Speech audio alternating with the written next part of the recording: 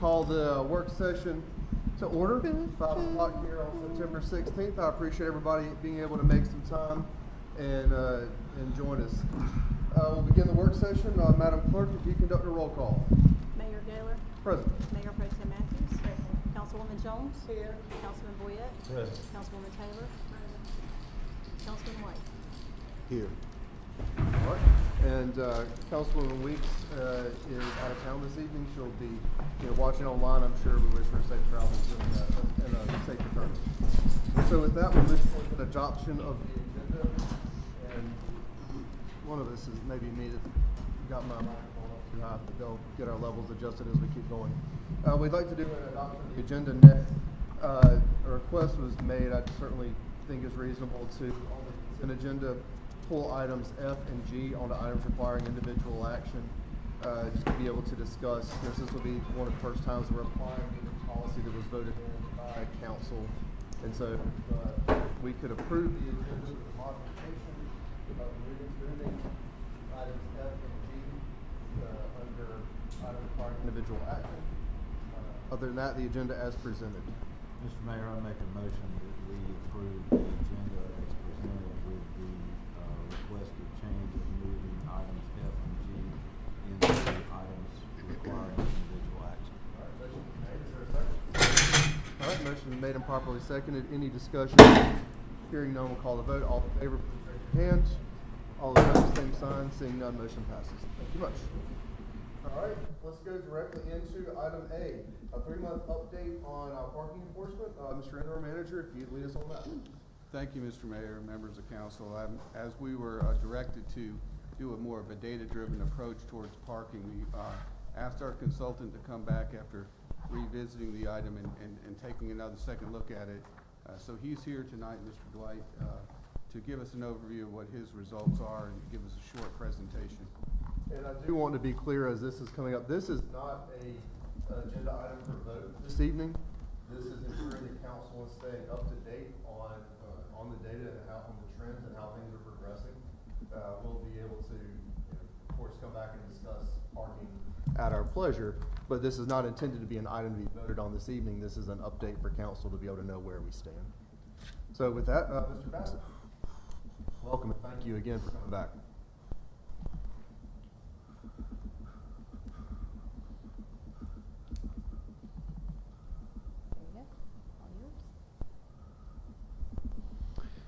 Honorable Mayor and council members, thank you for allowing me to be here to help facilitate a conversation about parking. I've been working with you since January of 2023 when we had the public forum, and then have been working with Aaron since then to look at data and where things stand. I also spent some time today in your downtown looking at your lots and the traffic on the street. Of course, it was probably a really bad day considering the dreadful rain we've had all day. So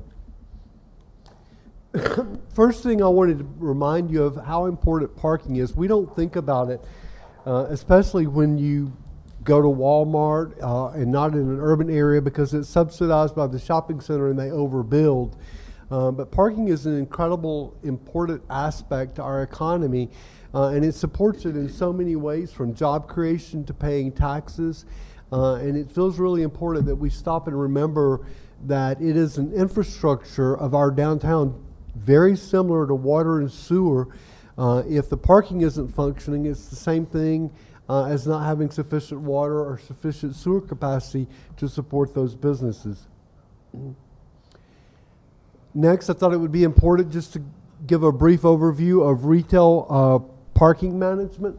There are several things that you're trying to achieve right now, I believe, in maximizing spaces and having accommodation for people to come downtown and park. And you've put up new signage in the area that you're currently patrolling. This is a very important graphic, and so we're going to take just a few minutes and talk about it. If you look at the far left of the graphic, you've got free parking. And that's where you were before you adopted the ordinance to begin ticketing your parking earlier this year. And when we went through the public forum, we used the same graphic and we talked about the scale of change you can have in parking going from time-limited parking, which is where you are now with tickets but no cost to park, all the way over to 2 hours free, 1 hour free, 30-minute free, 20-minute free, and then fully paid parking. Second important part of this graphic is if you look at that top, well-managed parking increases the amount of turnover and availability for your downtown. And that's what will make your downtown thrive, is making sure that there's accessible parking conveniently located to those businesses. Some of the parking goals that I encourage you to continue to think about is the fact that you're utilizing a limited resource efficiently, using parking as a tool to support and enhance economic activity, create order and reduce anxiety. I know we've all been someplace that's in our travels, even if it's locally here, where you would drive around the block 3 or 4 times trying to find that spot that felt right for you. And it's quite frustrating because you want to be as close as possible. We all absolutely do. But in an urban environment, you've got to balance between efficiency of land use against efficiency of parking so that they support downtown. Leverage parking as a tool to consider other transportation options. That might include eventually having bicycle corrals and things of that sort, so that people that live within a quarter mile that want to ride their bike can, versus having to utilize the parking. Maximize or manage parking turnover. And that's kind of where you are right now, is trying to manage where people are parking and that it is turning over for the good of the downtown businesses. Get the right people in the right parking spot, which is what we were just talking about. I mean, in an ideal world, we'd all like to pull up to the front door of that business and park within a block, so it's easy to get out of our car and walk there. But public parking is a public resource. It is for the common good of downtown, and we have to balance everyone's desire for that singular space with all the businesses that are adjacent to that space. So it's really important to think about it that way. I have this slide up primarily because to remind you, keep in mind that parking stall does not generate a single trip. It is the destination that attracts the trip. Some competition for parking is a signal of a healthy economy. If you don't have a parking problem, you have a problem with your downtown, which you don't currently. The focus should be on cultivating great destinations and creating a parking plan that supports that vision. This is a report, and I gave you the link to it twice in this presentation.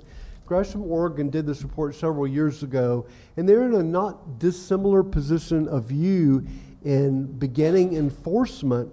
And if you have deep interest in it, I encourage you to download that PDF. It is one of the best written I've seen in my entire career. And they're in a very similar stage of view of slowly getting into managing their parking. It's a great resource. Carl Walker has been a great parking consultant. Walker and Associates has been around for a number of years. And he made a statement: parking is one of the most visible, controversial, and often underestimated elements of downtown environment infrastructure. A well-managed parking system is vital to attracting and supporting new development, and it's essential to sustaining a healthy and vibrant downtown. Again, talking about that infrastructure that I mentioned at the beginning of the presentation and how this plays a critical role to the ecosystem of downtown. Some of the things that we talked about in the public forum back last year was that downtown must support economic vitality. It has to balance the interest between public and private, private being the business concern and public being the common good of downtown. And when occupancy hits 80%, new strategies for spaces or parking management needs to be addressed. And you're going to hear me repeat this a little bit later when we talk about last year's public forum. And part of what drove you to get to this point was the fact that you have areas that are verging on that. And if you don't begin to manage it, then it can become abused by patrons and business owners.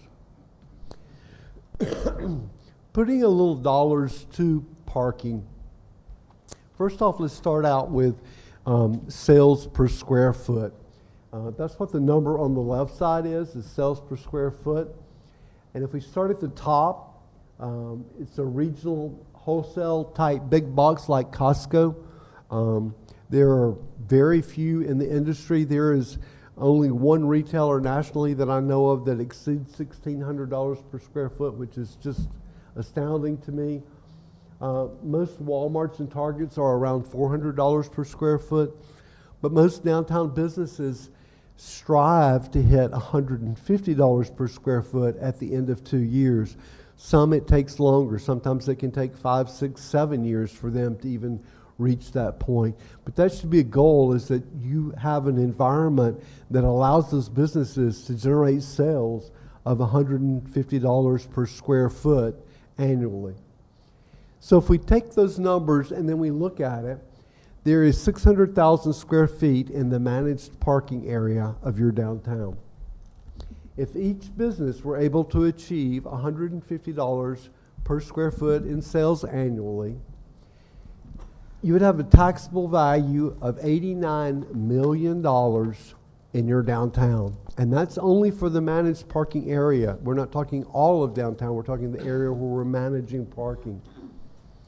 At a 6.75% sales tax rate, that would generate as much as $6 million a year in state, county, and local sales tax.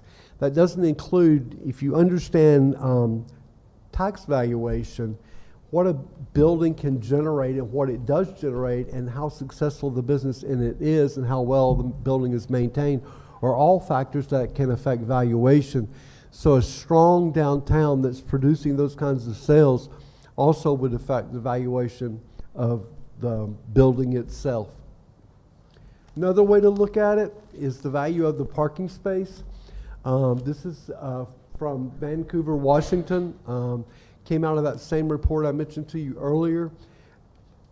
Good parking space should turn over about 5.6 times a year. And it would be very easy for me to come in as a shop owner and open up at 8:30 in the morning and not move until lunch. And that kills the prospect of that turning over 5.6 times. The survey found that the average person spent $31.55 on their visit, which led to a potential retail sales daily of 176, which is basically the 31 times 5.6 times the number of shopping days, meaning that your average parking place, when turning over 5.6 times per day, can generate as much as $53,500 a year in retail sales. That's pretty important. It reinforces the need for those spaces to turn over and others to be able to share in those spaces. When we look at your total downtown and the fact that you're managing 186 parking spaces, you have 3,595 total parking in downtown, so you're only managing 5% of total parking, which is public and private, or only 10% of the public parking. So it really is a very relatively small percentage of the total that could be managed in your downtown that you're currently managing. Then we look at what is the availability of parking, especially in 11 a.m. to 4 p.m., and we find that approximately 46% of downtown on-street parking is unoccupied during that period, which is sort of the core of business day for a downtown business. We held a public forum back in January of 2023. And we look to consider options in creating a better parking system that supports business and growth downtown. In that meeting, I had 3 separate slides, and we laid out each one of these 3 options. And these options are not dissimilar from that arched chart I showed you earlier, because starting at option 1, going to option 3, you either start out by simply placing a time limit and giving tickets but not paying, and slowly advancing steps toward charging and using equipment and an enforcement officer, and also enforcing parking off-street in off-street lots. And the majority of people there opted for the place that you landed and what you're currently doing, which is to limit the time, but to not charge for parking and to ticket those who exceed or abuse those time lengths in your downtown. This is a map from the 2017 parking study. It goes back to that point of occupancy level, and the next slide is an update from last year. But you can see the areas where it's at 70 and 80%, which would create a constraint on people being able to find a parking place and support your downtown businesses. And again, this is sort of a triangular way to think about your occupancy levels. 85% is constrained supply. So I had said earlier at 80% you need to be thinking about what you can do different or how you can add more parking. At 70 to 80, you've got an efficient supply. 55 to 69 is a moderate demand, and 55 and below is low demand. And good for you in that you have very little in low demand that tends to be on the fringes of your downtown and not in the core of where your businesses are trying to conduct business. Key points of the downtown parking from tonight. Parking management is critical for downtown areas with strong demand. I spent some time this afternoon in your downtown. You have an amazing downtown. You spent tens of millions of dollars investing in your public infrastructure, your streetscape, and I think that you desire to see that continue and thrive. It really is one of the finest main streets in North Carolina, and something that I know that you're very proud of. And so by managing your parking, you're protecting that investment, and it's very important to think of it that way. There are real economic issues if parking is not managed well. Businesses suffer in retail sales if their customers can't get here, and I don't think anyone desires for that to be the case. I think we all desire to have a gentle balance between having available parking and supporting businesses and convenience for the customers who do want to come downtown and not having to spend too much time looking for a parking place. You're managing a very small portion of your total public-private resources in downtown. You've completed a parking study. We held the public forum last year, and you've begun an incremental journey of managing parking. Using national best practices, you've begun to manage parking for the good of all businesses in downtown, which is critically important. Again, I think that you want downtown to thrive so that it can support adjacent neighborhoods and your citizens who want to be business owners and create new products to sell in the market. Before we get to questions, just some update slides on parking. One of the goals in beginning to manage parking is to shift some of the demand from on-street to off-street. And as you go through these slides, you'll see, for instance here, 100 block of South Center and Waynesboro parking lot, and we'll look at the tally to see how they're doing and see the shift that's occurring because of what the steps you've already taken. You can see that the times 11, 1, and 4 were the times that these photos were taken. And then we look at the Waynesboro lot. In 2024, it's 70% full. In 2023, it was 48% full, which means you've shifted some of that on-street demand from on-street to an off-street lot, which should be your optimal goal in managing your parking. That frees up those on-street spaces for customers who are coming for shorter periods of time. Then we look at the 100 block of North Center and John Street parking lot.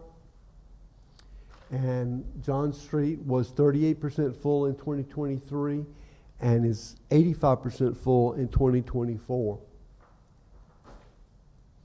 The 200 block of North Center and City Hall parking lots. City Hall lots were 85% full in 2023 and 94% full in 2024. Public off-street use 2023 versus 2024. City Hall lots 85 to 94. John Street lot, 38 to 85. Waynesboro lot, 48 to 70. So you've begun to see a shift to people utilizing those easy to access off-street lots versus parking on street. And then 100 block of Mulberry, taken earlier this month, you just see the occupancy level. 100 block of East Walnut, average use was 42% and 70%. And I think that we have stop there and take questions. And if I can't answer it, I'm sure Aaron will be glad to help. Perfect. Council, first of all, thank you so much again. This is a difficult subject that obviously everyone wants to get right. You got to balance a lot of competing interests between residents, commercial, employees, customers. It's a complex thing. And I appreciate having, trying to have some data-driven, actual backed research approach as opposed to just kind of winging it. So, with that, council, comments, questions so far? Again, tonight is not a vote. Tonight is an information session. And of course, we can revisit it at our pleasure at a later date. But comments, questions, let's see.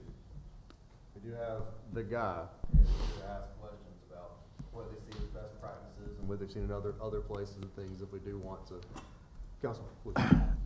So I did a little research over the weekend, and I understand that the Raleigh mayor has kind of backed down on her parking restrictions downtown on Saturdays and Sundays because it was through the weekend, because they were losing businesses coming down to actual downtown.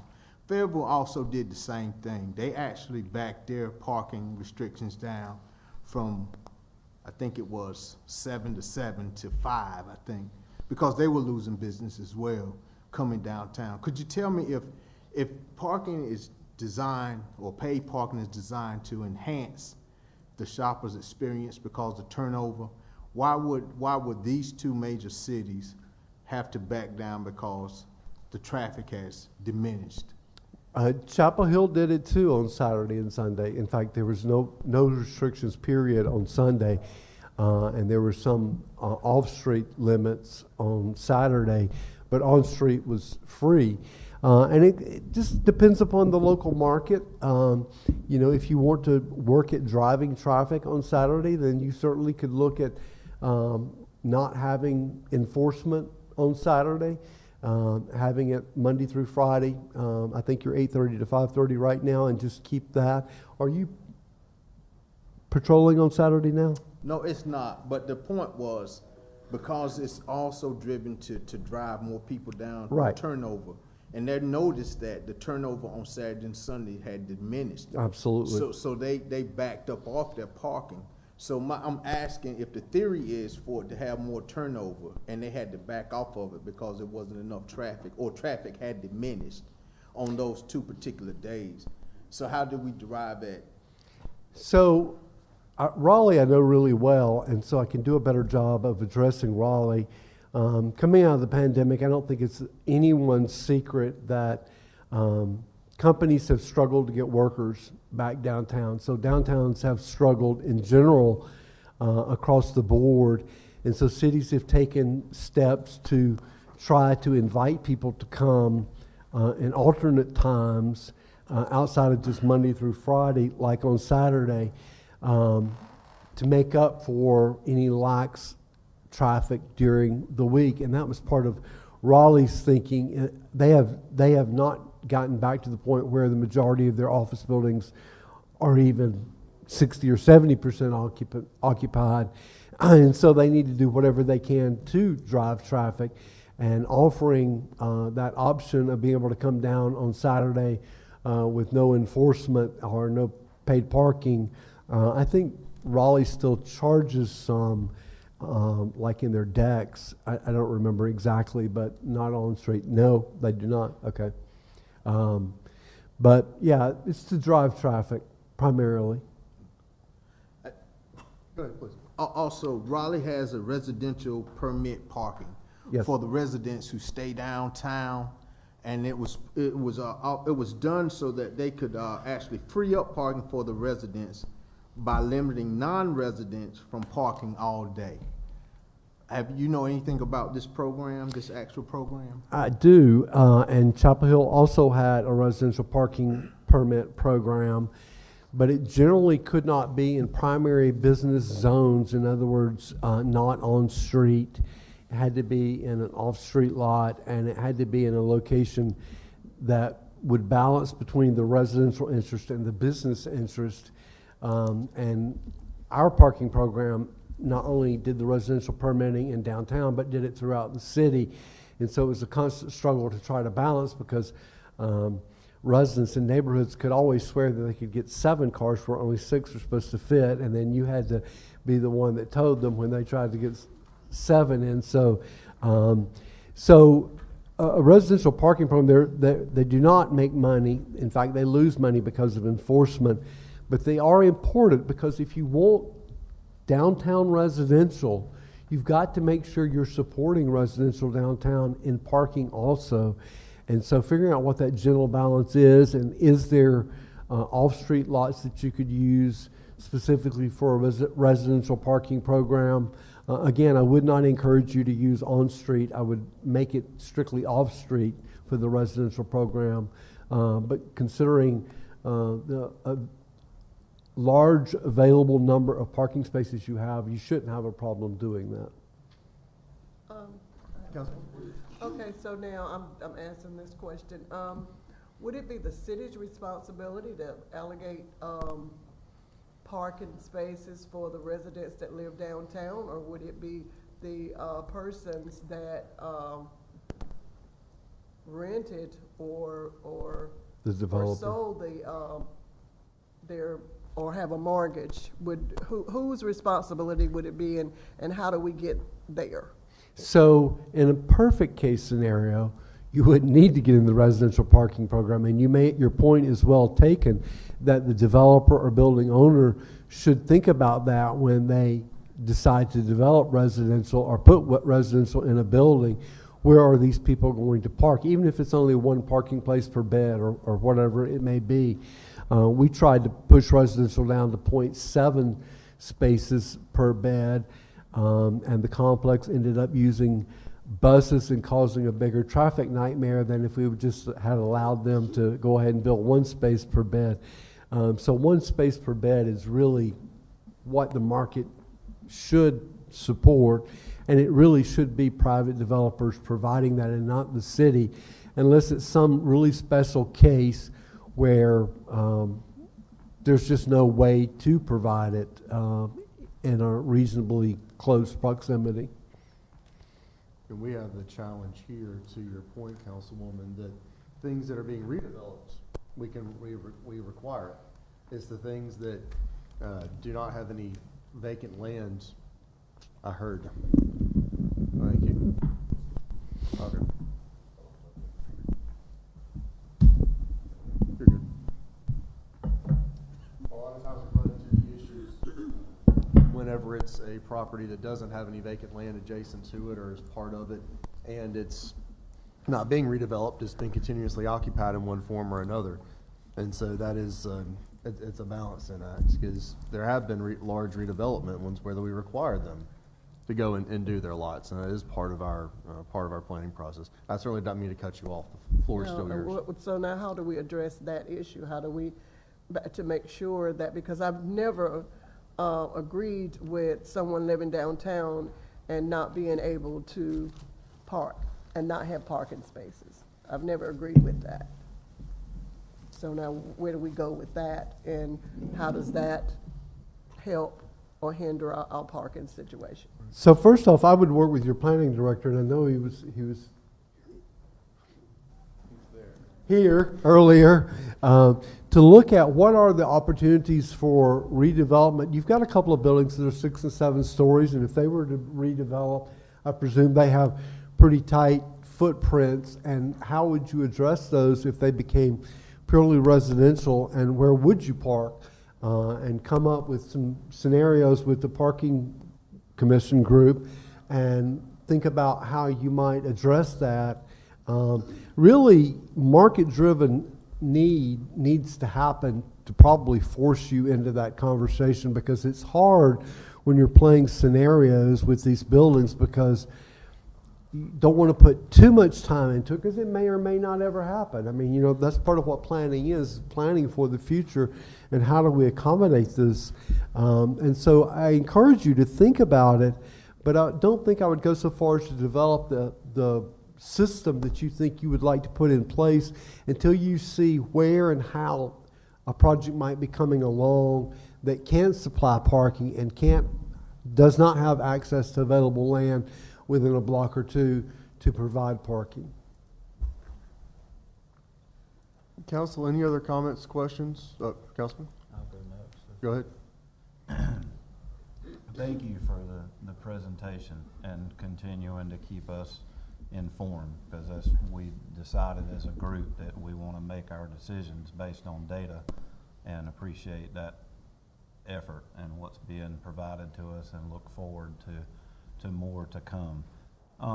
Is a couple of comments. I think that, and this might have come up before with Raleigh's downtown, and since you said you were intimately familiar with the Raleigh downtown situation, I feel like their situation might be a little different than ours, just because that's all business or office and work related is what dictates what happens, it seems, in that market. And that's not the case for Goldsboro. We're a retail driven and business driven parking, plus residential, of course, more so than just state government and office buildings and all of that. So I think that's worth noting, that their situation's a little different than ours.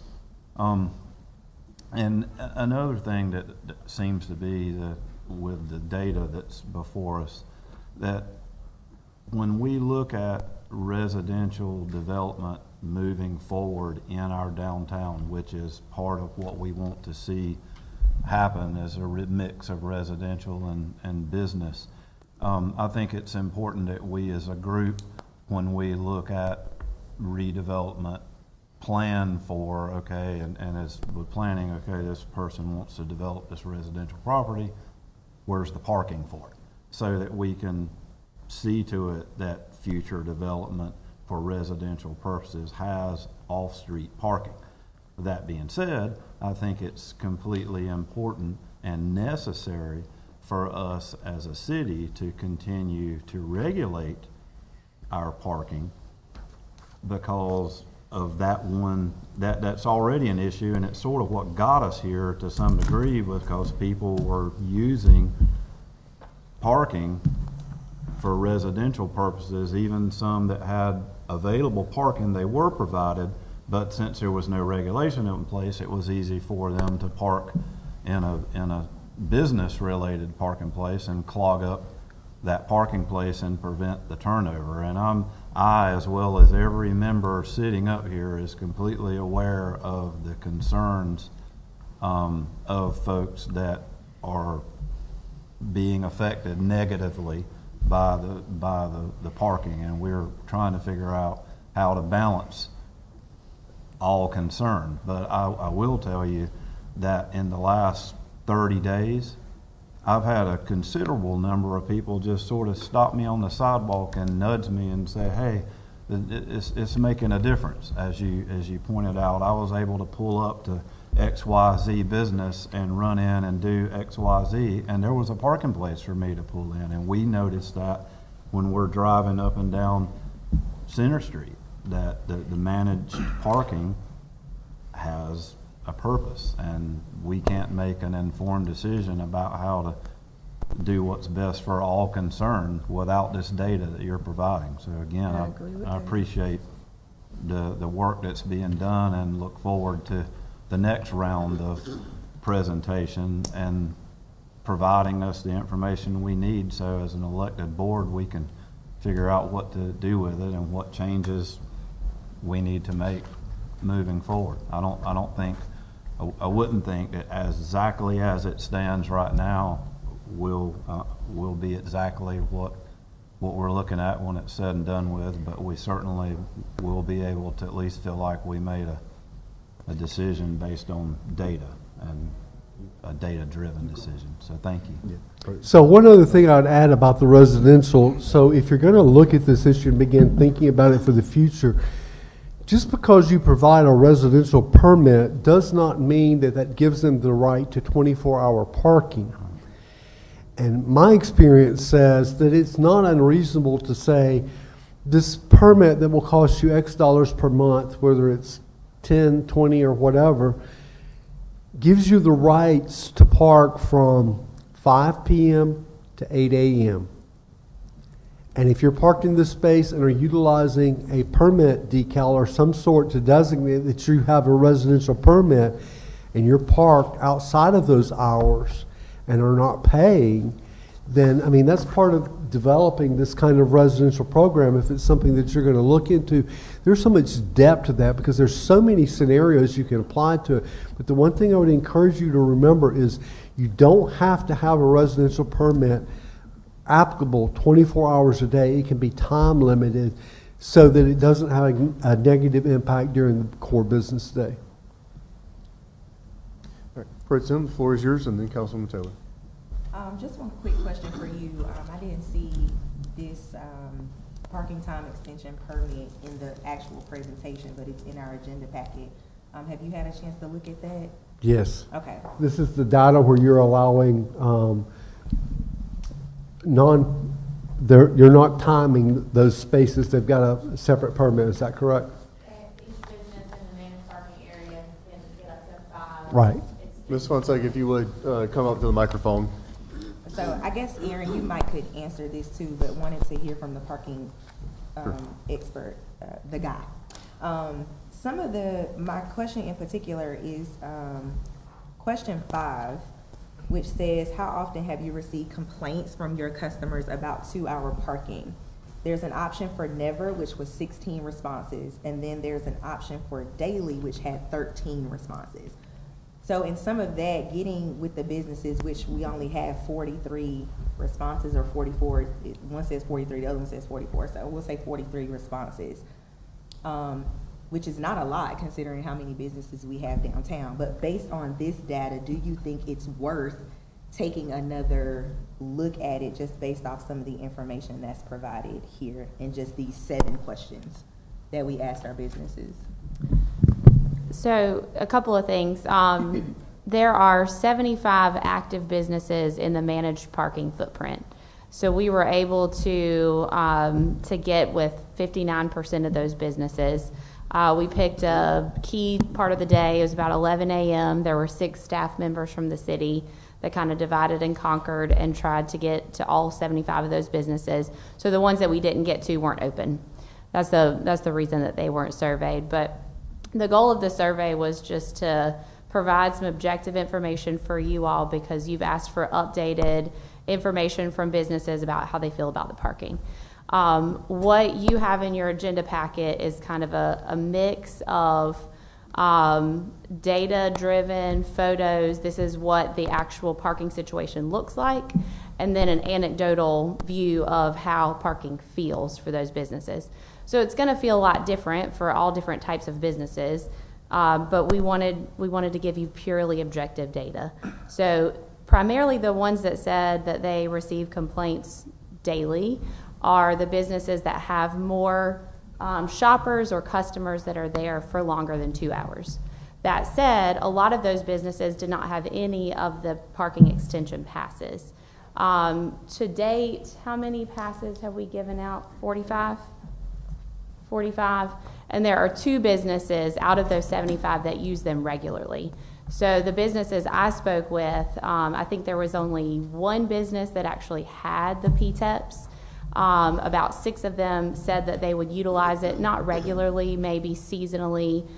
Maybe like Maxway, for example, has people that come in and do Christmas shopping for organizations, and they're there for longer than 2 hours.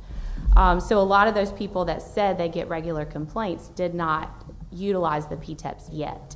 So part of this was educating them on what it was and that they have access to it. You all as a council asked for us to make 5 available to every business in the managed parking footprint. And after that meeting, we've had about 4 businesses additionally come in, but that still makes up the 45 that are out there. So, question, Erin, do you guys have any plan to go to those businesses that you were not able to get to? My fear is that if we go out at a certain period of time, which was a good period of time, but if they're closed, they're always gonna be closed during that time, and we won't get to capture their feedback. Do you guys plan on going back out? We can, we're happy to. Yeah, we wanted to give you a snapshot, and it had to be done pretty quickly because we had to get everything to you in a package before the meeting. But we did that in line with the photos as well. So all the photos were taken on September 5th. We did the survey on September 5th, so we tried to timestamp it so you get accurate, objective data. But yes, I'm happy to go to the other however many businesses that is. There were 44. There were only 43 that answered the question that asked for their address. Okay. That's why, yeah. Councilwoman? My only question is, when you were reading one of the slides, you said if you don't have a parking problem, you have a problem with your downtown, and you said you do not. So we do not what? We do not have a parking problem, or we don't have a problem with our downtown? You have invested wisely and created a very strong environment for businesses to thrive. So I don't think you've got a problem in downtown. I mean, it doesn't mean that you've reached your economic peak. Aaron and I were talking about this before the meeting. Your downtown district is rather large, and there's certainly vacancy that you could work to fill. But overall, your Main Street feels like it's thriving, and so I don't think you have a problem downtown. You don't think we have a problem with downtown? What about a parking problem? I think that you've taken the steps based on good data by looking at where the high occupancy levels were and put into place this managed parking district to hopefully see those numbers come back down a little bit and begin to spread out like we saw in the photos. And so I think that you're accomplishing the right goals. You're on the right path. It's very incremental. And again, if any of you have, I encourage you to think about taking 10 minutes to download that PDF that I noted in the presentation and read through it, because it's a really good parallel to what you're doing, and it shows what they went through to get to the point of managing. And you've taken the first step on a parking journey, and you're doing it thoughtfully and deliberately, and I don't know that you could do anything better. The most important thing, in my professional opinion, is to not change course, but to continue down this path, even if you have to make tweaks like you did with these permits, so that the ones that are feeling negatively impacted don't push back and get everyone else to push back, because there's going to come a point in time where everyone's pocketbook and wallet hurts because they're not getting the kind of customer traffic they need, because there's not sufficient parking for their customers to come downtown and park. And so managing that parking is really critically important. And again, you've started in a very small area, it's a small percentage, and in my professional opinion, I think you're on a really good path. Council. Hey, just going back to the residential piece, and just to caveat what Councilman Boyette said, Raleigh's changing its footprint downtown, so it's more residential. And I do understand that we do have the capital piece there, but it's going more residential. So the mayor has taken, conscious steps to try to protect the people, because they asking that they be downtown. So with that being said, we do have some residents here in Goldsboro who don't have a designated parking area that live in some of the residents downtown. So would you advise us to at least begin to look at the residential permit plan? Because these residents are having to park somewhere else and then lug their stuff to their residence. And it wasn't like that when they bought the property before. So I think we do owe them an answer. So I know that Erin and her staff don't have anything else to do, so let's throw one more thing at them. But I do think you should start that process. And you could begin with an existing inventory of apartment locations, and then talk to the manager or building owner and find out where those people are parking, or either talking directly to the tenants to find out where they're parking, so that you can map it out from a planning perspective to understand, are there existing weaknesses that you need to begin thinking about as you begin down this path of thinking about residential parking permits. But again, I absolutely think you should begin thinking about it now. I don't think you should rush into doing anything, because you need to understand the market needs and demand so that you can respond accordingly to help encourage that residential happen. Because if you put a plan in place and it conflicts with what a developer wants to do, then you've not achieved your objective of encouraging additional housing downtown. So again, yes, you should absolutely start down this path. Thank you, sir. All right, council, I'm going to go ahead. Everyone has had at least one chance to speak, unless there are any other burning questions or comments from anybody. I'll just close with my very simple comment. All of our off-street parking is free, 24 hours a day, and is by and large conveniently located. We do know, and it's backed up, just sort of the intrinsic walking around data is backed up exactly. This map that was provided, slide 19, I think, the one that kind of shows that heat map. And yeah, we know we've got to go and find some more off-street, especially in the places where that you have, like around City Hall, where you've got all the off-street occupied all the time. So yeah, we know we've got to make some movements, but just for everyone watching, all of the off-street is available at no cost, 24 hours a day, and that's going to stay that way for the foreseeable future for sure. So, all right, thank y'all. Mayor, if I may, just one comment. Why are you doing this to me? Go ahead. I'd like to thank Mr. Bassett for being here and his guidance so far that he's given us now. He's recently retired, and so the fact that he's here helping us and providing as a subject matter expert on this is, I'm just real impressed with his guidance and what he's been willing to do for the city, because I think he's kind of bent over backwards. He didn't, like I said, he didn't have to be here tonight, so I appreciate his being here. I'm glad you acknowledge that, and I was joking, of course, when I said, "Why are you doing this?" Because you're absolutely right. This gentleman has, coming out of retirement to come and continue to help with this, since he was the expert on this project when it started. Again, thank you. More than welcome. All right. With that, council, we'll move to our next agenda item.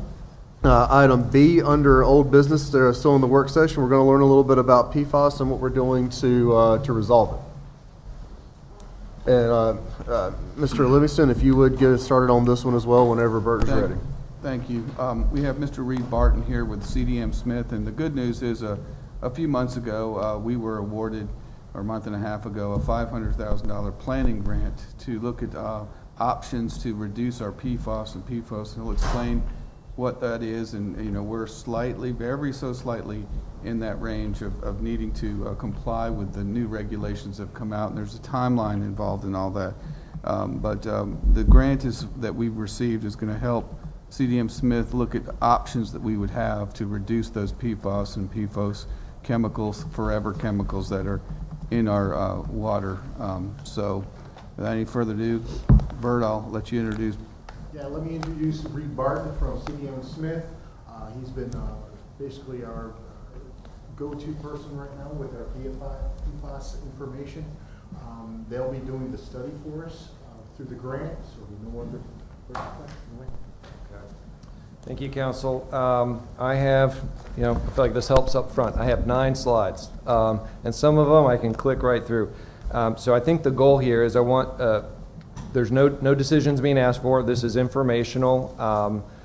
There is a project, Mr. Livingston, the project is coming at the next council meeting? That's correct. That's right. There'll be a capital project or grant project ordinance for this coming in 2 weeks. Okay, so just sharing information ahead of time. This is the purpose of it. We'll talk about the new regulation from EPA, answer any questions you have, and I will try to not nerd out too deep on water treatment and keep it at a level that everybody's happy with. So real quick, to understand what we're doing, you have to understand what the acronym PFAS or PFAS stands for. Really long word, per and polyfluoral alkyl substances. What that means is performance chemicals used to produce things that we use. The carpets, they're stain resistant because they're coated in PFAS compounds. Your pots and pans at your house are non-stick because they're coated with PFAS compounds. My wrinkle-free shirt, which is a little wrinkly, but not as wrinkly as it could be, has PFAS in it. So this graphic here on the left, the far left of it, talks about sources where we get PFAS. So firefighting foams have PFAS in them. That's why they're so good at putting out fires. Anyway, you see the list. The word is ubiquitous. It is everywhere in our environment because we put it there. Where they're manufactured. Teflon is an example. We make lots of things out of Teflon. Okay, so we make this stuff. We use it. We all use it. And the reality is that it's in our water. It can be measured in soil. It can be measured in the sediment of rivers, and most of us they've even measured it in polar bears' blood in the Antarctic. So it's ubiquitous. It's everywhere. What we want to do is the EPA is passing a lot of rules on this the last couple of years because information has come to light that it's not very good for humans, and we need to do the best to manage the amount of exposure we have to it. So this graphic talks about how pathways get to people. How does PFAS get to people? So we've talked about it being in products. It also, when you're close to airports, military bases, landfills, industrial sites, they also can be heavier sources of it. For example is a landfill. Landfill receives a lot of material that has PFAS in it. So the water that leaves the landfill as leachate that has to be treated, it has a bit of PFAS in it. So it gets into our streams and our groundwater and can get into our water sources. So for the city of Goldsboro, your water source is the Neuse River. And the Neuse River has some amount in it. It compared to some of the other river systems in the state, it is not extremely high, but it is measurable. So I'm gonna go to this slide. So this is a figure that I stole from North Carolina DEQ. They shared it in a presentation I was in a few months ago. The purpose they were trying to do with this graphic is say, in our world, we have customers that use water, this house here on the right, and they get their water from a water treatment plant, like the city of Goldsboro's water treatment plant. That water pulls source water out of a river and treats it. Then wastewater is then returned from industries and from households back into rivers. So we have this continuous loop in our environment. The overall point here is that EPA is taking on themselves to regulate drinking water.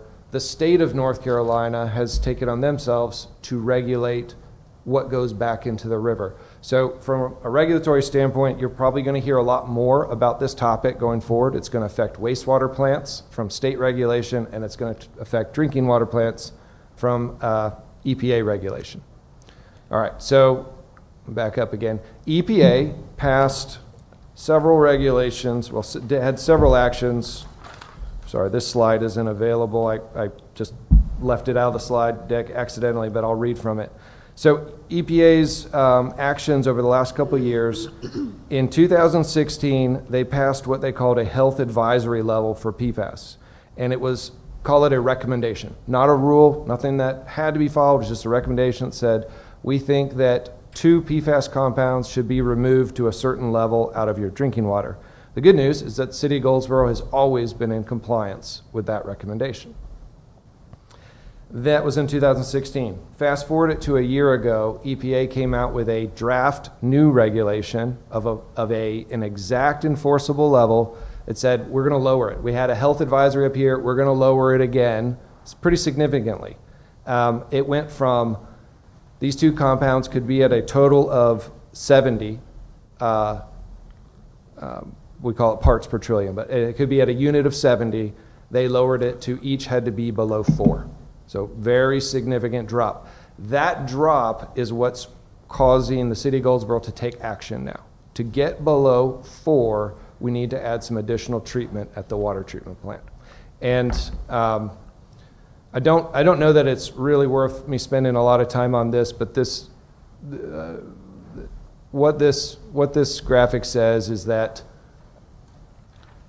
these pointers don't work on here, right? Yeah, they do not. PFOA and PFOS are believed to be some of the more toxic PFAS compounds, and they have to be below 4.0 nanograms per liter. So that's our goal. There are 4 other compounds I've shown here with with the blue dots: Gen X, PFBS, PFNA, PFHXS. The reason we use acronyms is the names are very long. All of these are now regulated, is the big takeaway. All 6 compounds are regulated, and in the future, we can expect that EPA will add additional compounds to this regulation. Okay, so we have a new regulation. What are we going to do to comply? Well, the regulation says that each utility has 5 years to figure it out. You've got to study the problem in your water, make a plan, design and build it. That all takes several years. So first bullet here is that the compliance timeline is April 2029. By April 2029, the city needs to have treatment installed and be hitting this new regulatory limit for PFAS compounds. Within 3 years, and this is all relative to April 2024, within 3 years of April 2024, initial monitoring must be started, and that monitoring has to be provided to the state. Also in 3 years, so this is 2027, the results of initial monitoring must be included in the Consumer Confidence Report. This is the report you get with your water bill once a year, and you can also find on the website. So essentially you have to start telling the public, this is how we're doing with this rule that becomes a final rule or an enforceable rule in 2029. And then I'll jump down here to the last main bullet. Starting 5 years following April 2024, which is April 2029, you need to be in full compliance. And if you were to fall out of compliance, it requires public notification. Okay, so new rule. I often get asked the question, are we the only ones dealing with PFAS? And this map helps you, it doesn't really give you a warm, fuzzy feeling, but a lot of towns. These are all water systems. Green dot means they have not detected PFAS in their source water. Yellow dot means they've detected it, but they are not over the threshold of this new regulation. And red dot means they need to take action and add some additional treatment to get the PFAS out of their water. So this is a fairly common problem right now with those that provide drinking water in North Carolina. Okay, almost done here. Roadmap to complying with this new regulation. So how are we going to develop and implement a compliance strategy? So the first step is investigate the sources of PFAS. That has been ongoing.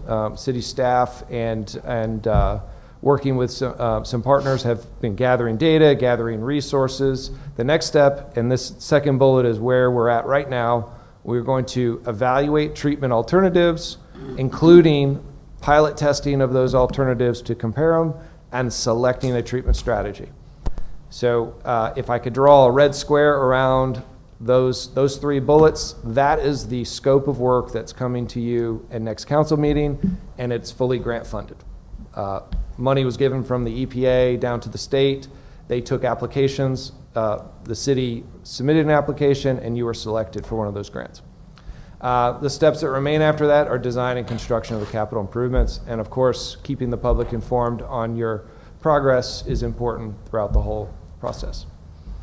So funding assistance, there is federal funding available for this. The funding came several years ago through a federal law called the Bipartisan Infrastructure Law that issued a lot of money for special priorities. One of them was like getting lead lines out of water systems. Another one was PFAS. So knowing that a new regulation was coming, they did provide some money. I will say that money is not enough for everyone in North Carolina that has this problem. So you've already done well. You got a $500,000 grant for this initial study so you can make your decision on what to do about treatment improvements. You're eligible for up to $5 million each fiscal year in capital project grants, but it's a competitive pool. The state has about $22 million every year they can give out of that funding. So the city has already submitted an application for that in April. It was not successful, but it rolls over. It's going to be considered again in the fall. Outside of that, this is going to be a decent-sized capital project. We'll know the details on how much it's going to cost, but more than $10 million. How much more, I don't really want to get into because I don't have any of the facts. Talk about facts-based decisions. I don't have that, but a sizable project needed to add treatment at the water plant. And so going to the North Carolina legislature to talk about appropriations may be appropriate. Going to, as well as federal appropriations. So something that the city may want to consider. I know a lot of utilities in the state are considering the same thing. All right, that is a crash course on where we're at in PFAS, and I'd be happy to answer any questions. Thank you so much for your time and the work so far. I know the relationships internally, has heard nothing but praise. So again, thank you. Thank you. Council comments, questions, concerns? I do have a question. Councilman, please. So with your study with Wayne County and Goldsboro, does that include Seymour Johnson? Are you referring to the regionalization study, or you The base with PFAS and with PFAS? I'm sorry. So this study only is your water system. Doesn't have anything to do with the counties. You're the only provider of water to the Air Force Base, right? They don't have any of their own wells? Yeah. Okay. So we are studying what comes out of your water treatment plant. So it will cover the water that goes to the base. The only reason I'm asking is because I do know that with the planes and the flight line and the PFAS uses, I Yes. just wanted to make sure they were included. This does not apply to you, to the city here, but using an example from not that far off, the city of Greensboro has PFAS in their reservoir, which is, it's on a river, but they have two large lakes. Both lakes have PFAS in it. It got there by the runoff, natural runoff ditches from the airport fire training area, where they're just, practicing putting out fires on airplanes for decades. It's soaked into the sediment. Every time it rains, it flushes a fresh amount of PFAS into the reservoir. That kind of stuff does happen. That does not happen in your situation. Your drinking water intake is upstream of them. All right. Yeah. Thank you. Council, any other comments, questions? Yeah, this is something that, please. I can just add a comment. Please. The city, as you may recall, had Gary Whitaker come down. He's an attorney that's leading the class action. This microphone thing. The attorney that's our lead for the class action lawsuits that's involving DuPont, Tyco, and 3M. Those settlements have been approved by the federal courts. And the city will be receiving millions of dollars. The exact amount right now we don't know, to help with this project and help fund that, because these companies are the ones that are being found primarily responsible for the PFAS. Okay. Thank you. And Council, this is something that we've been very transparent about from the very beginning. We're going to continue to be. This is something that's it's fundamental to life. It's your water drinking supply. To Councilmember White's comment, obviously the water that we produce is the water that is served on Seymour Johnson Air Force Base. So, there's a lot of layers to how it is that we're going to go about trying to acquire the funds necessary to resolve this as quickly as possible. The 5-year time window for us is not going to be an issue.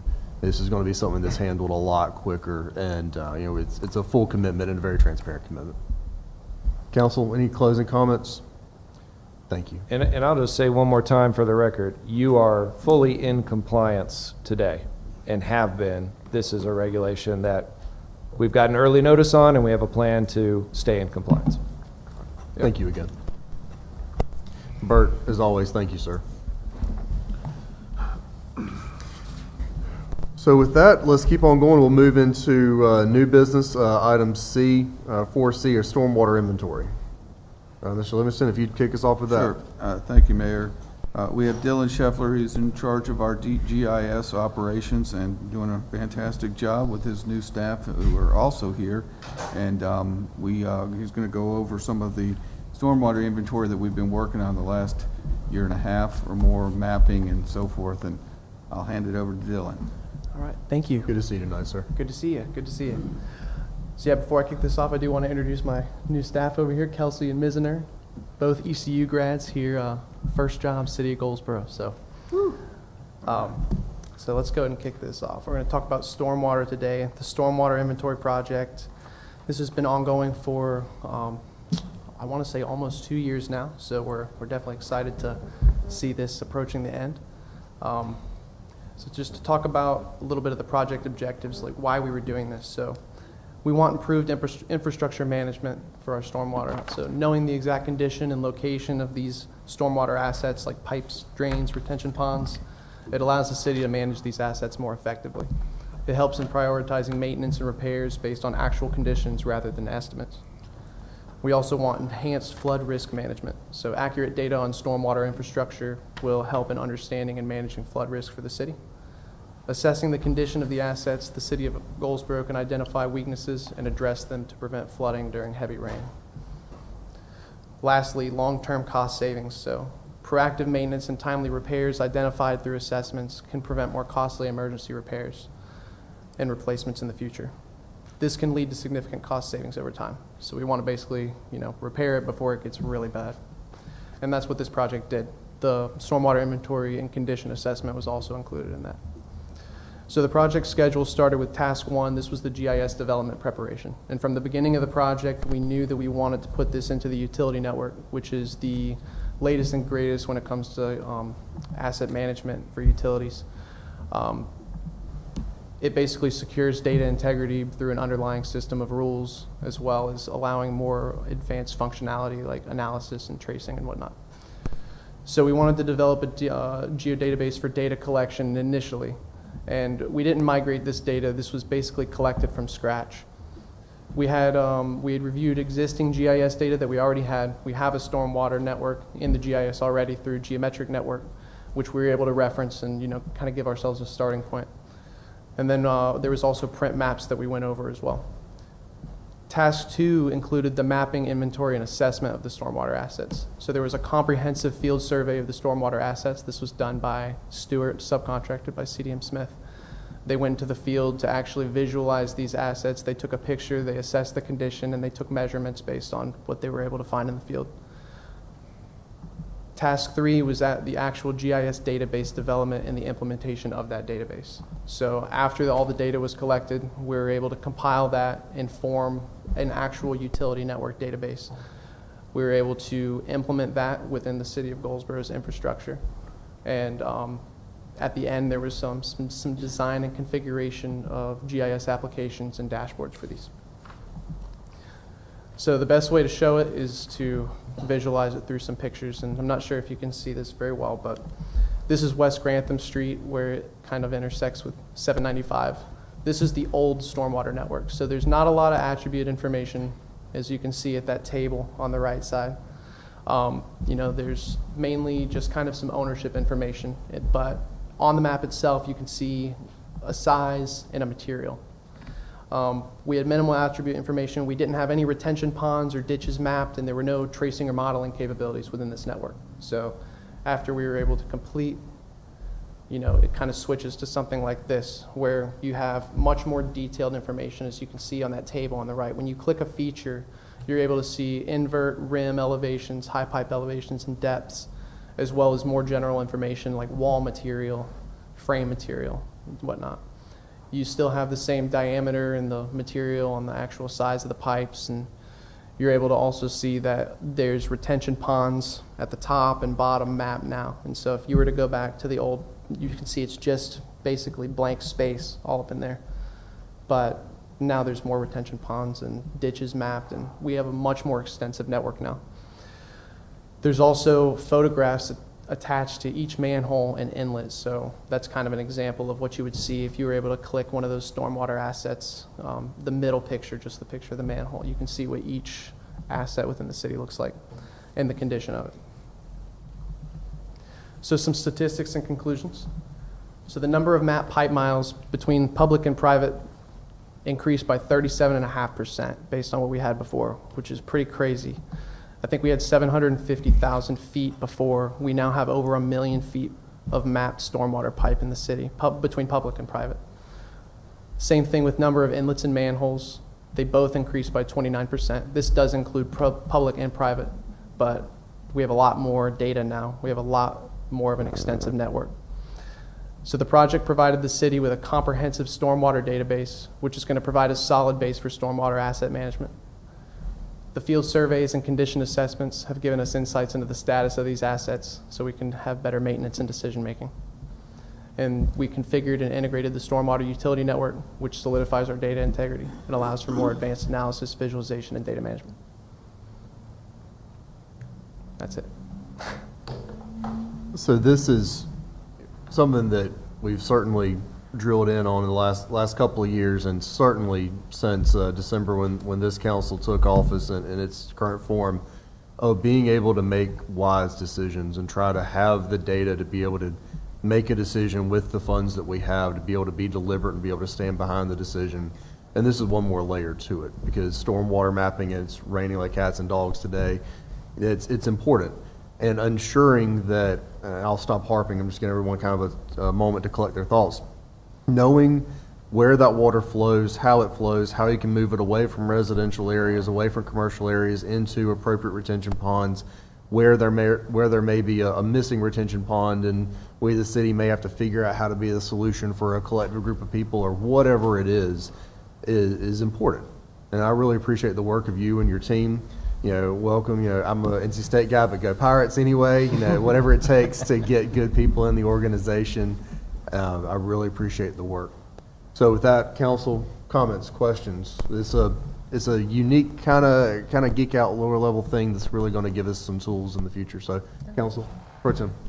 Thank you. Can you share with me in particular and the public, how does someone access those maps that you're talking about so they can look at it? Right. So we're working on that right now. That's kind of one of the things that my team and I are working on, is a public utility network viewer. And so this hasn't really been accessible in the past. I think the utility data has been, secluded within the city, but that's something that we're working towards to be able to push out to the public within the coming months, hopefully. So you can really just go on it, and you can, I think it's going to be really useful for developers and, anybody who really just wants to be able to take a look at the utility data. Okay. It'll be available soon. So in the meantime, in between time, which is great, how does someone, do they just call? Who do they call? They would call us, and we can just relay that data. Okay. So we would just, basically, the way that we've been doing it lately is just, we would just send them a snippet or send them a map of the general vicinity that they want to see. Okay. I'm glad that point came out. A big piece of this is being able to have all of our data accessible and usable. And that means, reduced phone calls for planning and more engineers outside being able to just simply look at up-to-date, consistent data. And so that's an excellent point and a valuable part of this. Absolutely. Councilman, I saw your hand up, and it was anyone else, and then, all right, Councilman Forster. Kudos to everything you said. Completely agree. One more thing that is beneficial for this is understanding all of the areas of sewer for I&I purposes, as we're trying to combat that issue. And welcome to new staff. I've gotten to know Dylan a little bit from having to go to him and ask him questions, because some of this stuff's not accessible, and you're doing a great job. And appreciate welcome to you guys, and appreciate everything you do for us. Thank you. So council, with that, if there's no further questions, we'll move to your, welcome to have a seat or right. Take part in this next one, I have a feeling, since it is more storm drainage improvements and conversations. I'll take that. There you go. So this is the map up here?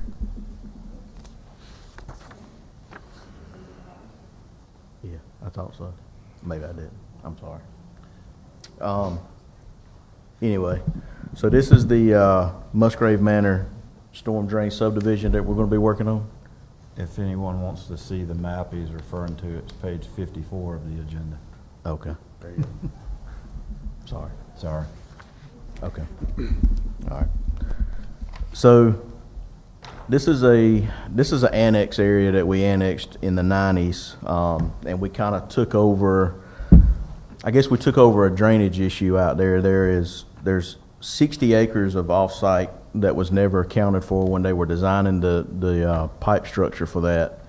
I think everything out there is 18-inch pipe, and we've got it designed to upsize it to 36, I believe it is. But anyway, so when engineering puts together a cost estimate, we put together a cost estimate for a contractor to do the work.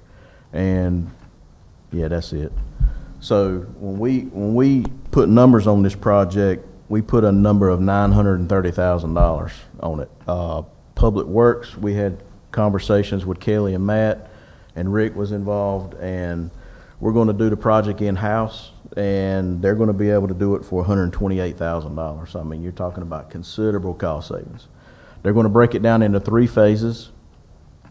I think they're going to start out there around New Hope Road and work their way downstream, but they're going to kind of do each little dog leg is what they're going to do, I believe, and break it down into 3 phases. So once they're completed with each phase, we're going to follow the blue line too, by the way. That's where the existing drainage is at currently, and we've got an easement in there. So, but yeah, they're going to, once they're done with each phase, they're going to have it cleaned up, seeded, strawed, the whole 9 yards. So it's going to be ready to go. Thank you, Lord. So we just kind of wanted to keep y'all in the loop of where we were on everything on this project. I think we are going to have a conversation with the homeowners out there, just kind of let them know what's going on, what the plan is for the project. We don't think we have that narrowed down yet as to what time or when, but should be sometime in the near future. So this one, to answer a question that I know I asked as well, we have a lot of these issues around the city. Why this one, not another one? This one, all the pieces were in line. Right. Everything fell into place. It's all there. There's other parts of the city that if we can get this and we can have a consistent system where we're able to identify if there's any property issues that are in the way, if we have the assets in-house to be able to do it, then start making and whittling away at some of these issues around the city. And so I just want to go ahead and get that one out there up front, that I really appreciate the work trying to maximize the value of the things that we have in-house to be able to do these things when we see an opportunity to do them. So with that, council, I'll open the floor for conversations, questions, anything?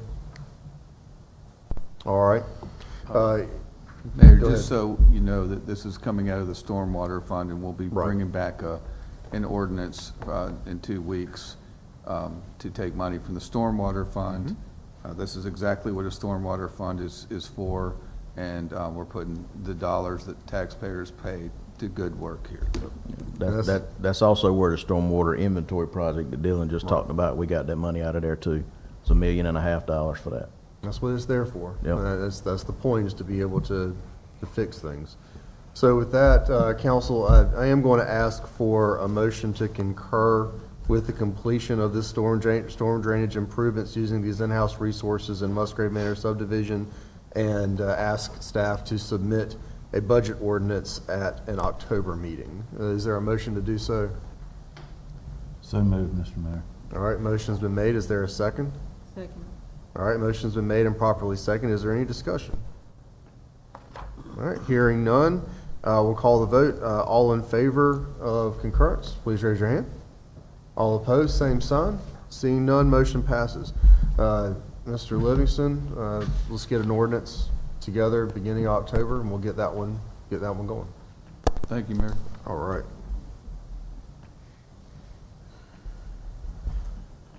Next, we'll move down to a change order. This is another one that I think is a good use of city resources and good use of funds.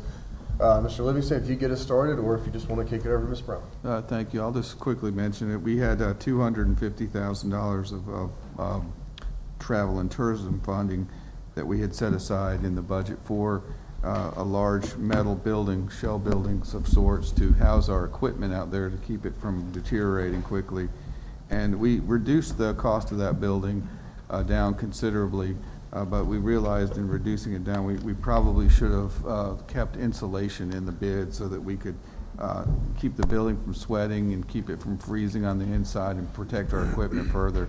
But I'll have Felicia explain that some more. All right, so good evening again, everyone. So again, this is change order number 1 for the metal maintenance shed building at our Bryan Multisport Complex. As interim manager, city manager just mentioned to you all, this project was actually budgeted in our FY24 budget using occupancy tax dollars, because it's going to be at the Bryan Multisports Complex. When all was said and done, the project actually came in at a lot lower cost than what we initially asked for in the budget. So those funds were released back into the occupancy tax fund. As we're moving forward with construction, the contractor circle back to us, and he was like, you did not have this installation in your bid. What exactly, again, do you want to use this building for? And so our staff, shared with him where we want to be able to store equipment in there. We want to be able to store paint in there for painting the fields there at the multi-sport complex. And so the contractor said, well, you really do need installation. But again, being City of Goldsboro, knowing this is occupancy tax, taxpayer dollars, we want to do our due diligence. We reached out to independent contractor, had nothing to do with this project. He was like, yep, you need to insulate the building. We also reached out to the building and ground superintendent with Public Works, had a conversation with him. And we're like, I'm asking him, I said, what do you think about this? He was like, no, absolutely.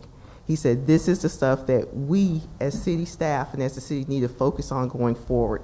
If there's a way for us to prevent maintenance costs, more maintenance costs in the future, we need to address it now. This is something that we do it now, we will cut down on our maintenance costs in the future. And I didn't even bring up about damage to the equipment when I was having the conversation with Public Works staff, but I already knew it from other sources, but they also said, and you're planning on storing equipment in there, the equipment will freeze up, you won't be able to use it because we have paint sprayers and the materials we use. He said installation is a definite must. So with that kind of background, what we have before you is a change order from Carolina Bay Construction for $9,025 to insulate the building. And it is recommended that council approve the change order in that amount with Carolina Bay Construction to install the insulation and to install the installation with the installation at the metal maintenance shed of our Bryan Multi-Sports Complex. And the finance director, she's actually submitted with this agenda a budget amendment in order for us to pull those extra funds from the occupancy tax fund. Because again, this was a project that was being funded by the occupancy tax and we didn't use all the money, so we put it back in the fund, but even with this change order, it's still a significant amount of money that we're leaving in that fund. Any questions? Council, any comments or questions on this one? All right, hearing none, since we already have the budget ordinance in front of us, is there a motion to approve the change order as presented? All right, the motion's been made. Is there a second? Second. All right, motion's been made and properly seconded to approve the change order in the amount as presented. Is there any closing discussion? Hearing none, we'll call the vote. All in favor, please raise your hand. All opposed, same sign. Seeing none, motion passes. Thank you. Thank you. All right. And that one is still coming in so far below budget, which is the goal for sure. All right. So with that, let's go ahead. I believe that does conclude everything in the work session, right? So with that, council, if you will permit me, we'll definitely break early enough to be able to have a few moments in between this and our 7 o'clock session. But I do want to go ahead and run through our items requiring individual action, so it'll just leave the consent agenda for our 7 o'clock session. So with that, there is a item L that was establishing a grant project fund ordinance. Mr. Livingston, are you able to discuss that one? I am. Okay. If you would. Essentially what this is we are, as 2 weeks ago, you were given a presentation from our consultant on wastewater treatment plant expansion. And so we're now getting that process going, and this is a grant project fund to go ahead and start paying the cost for the consultant to go out and start doing the engineering work that's needed to be done. This is just the initial first phases of it, so that we can get going and we can start putting in our applications for funding. We can start getting preliminary design work done and keep our project of the wastewater treatment plant on schedule. All right, and this is, for those, of course, it's on the information packet, it's $600,000 coming from the utility fund. This is all things that are part of the future expansion and the planning, and it's all planned stuff. Are there any comments or questions for Mr. Livingston on this one? Hearing none, is there a motion to approve, let me make sure I word this correctly, to adopt the ordinance to establish the grant capital project fund? and I'll restate that, that was kind of awkward. Is there a motion to adopt the ordinance to establish the Grant Capital Project Fund? So moved, Mr. Mayor. All right, motion's been made. Is there a second? Second. All right, thank you. Motion's been made and properly seconded to adopt the ordinance and establish the Grant Capital Project Fund. Is there any discussion? Hearing none, I'll call the vote. All in favor, please raise your hand. All opposed, same sign. Seeing none, motion passes. Thank you, everybody. That concludes item L. The next were the two that we moved off of the consent agenda, items F and item G. Are we at a moment where we, Mr. Livingston, where we could begin with item F? I think so, Mr. Mayor. All right, I see Chief West over there, so if he's, if it's available, we'll go ahead and do that one. Good evening, Mayor and Council. I'll be brief. So temporary street closure for the small batch craft event. Event will be hosted from 12 p.m. until 5 p.m. at the Hub on November 30th of 2024. They're requesting closure of the northbound lanes of the 200 block of South Center Street from Spruce to Chestnut Street from 10 a.m. until 6 p.m. So the recommendation is by motion to grant the requested temporarily closing of the northbound lanes of South Center Street from Spruce to Chestnut Street as stated above. All right, per our policy now, this one is coming back to council. Is it purely because of the closure of any portion of Center Street that makes it Tier 4, as I understand it? Okay. That's correct. All right. Council, any comments, questions, concerns? These are some of the first ones that we have reviewed using our new policy. So any questions are certainly appropriate. Are there any questions for Chief on item F? Hearing none. These require individual votes, correct? So is there a motion to approve the temporary street closure as presented? So moved. All right, motion has been made. Is there a second? Second. All right, motion's been made and properly seconded to approve the temporary street closure, item F on our agenda packet. Is there any closing discussion? Hearing none, I will call the vote. All in favor of approving the temporary street closure, please raise your hand. All opposed, same sign.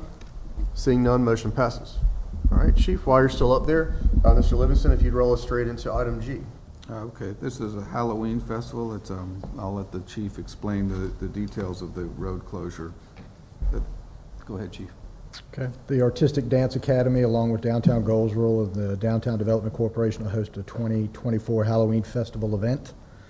The event will be on Saturday, October 26, 2024, from 6 p.m. until 9 p.m. on North Center Street, utilizing the northbound lane of the 200 block of North Center Street from Ash to Mulberry Street, the steps of City Hall, and the City Hall parking lot. There'll be vendors that will be set up with children's activities, food trucks. And they're requesting the closure of the northbound lane of North Center Street from Ash to Mulberry from 5:30 p.m. until 9:30 p.m. And the recommendation is by motion to grant the requested temporary closing of the northbound lanes of North Center Street from Ash to Mulberry Street as stated above. All right, council, just as a quick point of clarification, the sheet in the packet online has this one listed as a Tier 2. There is a corrected page provided by Madam Clerk as we were walking in. This is also a Tier 4 because it involves a portion of Center Street. And so with that, Councilwoman Jones. I just want to know how much police presence will there be at this festival? Whenever it says Halloween and those type things, I want to know how much police presence will be. Yeah, I mean, I'll look at the schedule, but I'm sure we've got officers that are scheduled to work, whether it's SCU or housing or anything like that, that we can utilize downtown to kind of walk the area and foot patrol. So I guess if you want to put a number on it, I would think probably a minimum 2 to 4 officers can probably work the event. Okay, thank you. You're welcome. Council, any other comments? Pro Tem? Yes, this is kind of not necessarily for you, Chief, but just kind of some notes to the council that this event for me kind of mirrors the small batch market that we kind of pushed out to the hub. My fear is that because the city of Goldsboro and downtown development attached themselves to it, it gave them free range. Me personally, that is not fair. I do not think the city should take priority, and they're gonna have vendors. There's gonna be some performers, there's gonna be food trucks, very similar to what the small batch market wanted to do. I do recognize that there's a 30-minute time difference of when they start their event versus when the small batch wanted to start theirs. But we pushed them to the hub, and I think that this event, being that it mirrors the small batch market, that it should have been pushed to the hub as well, in all fairness. And if that means that the city of Goldsboro just needs to be a silent partner or a sponsor or a partner by in other means and not attaching themselves to the application, because the city did not do the application.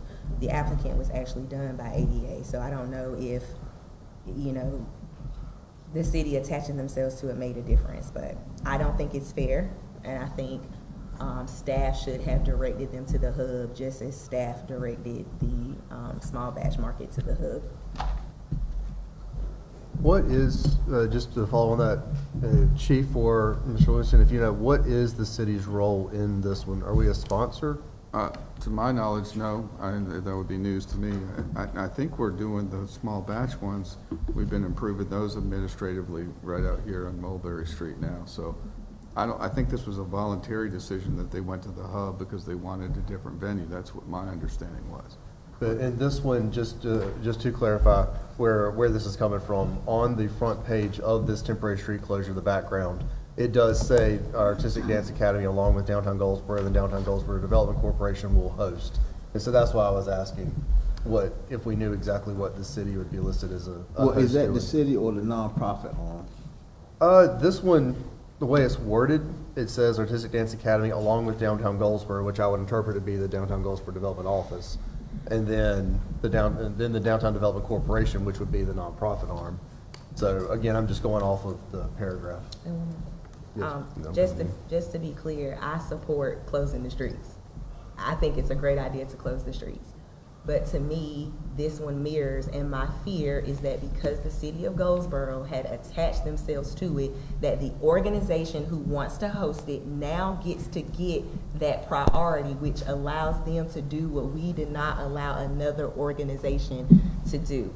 The small batch market, in all their rights, decided to go to the hub. They really did not have a choice. If they wanted to continue to do the small batch markets downtown, we even went as far to create a policy that ensured that the hub is the place that they had to go to do that. So I'm suggesting that either the city of Goldsboro take their name off of it to eliminate what that looks like to the public, and all of those type things should be taking place at the hub. But again, I want to say, I support closing the streets. I think it's great. I think it's a great idea to close the streets. But in all fairness, that event should take place at the hub as well.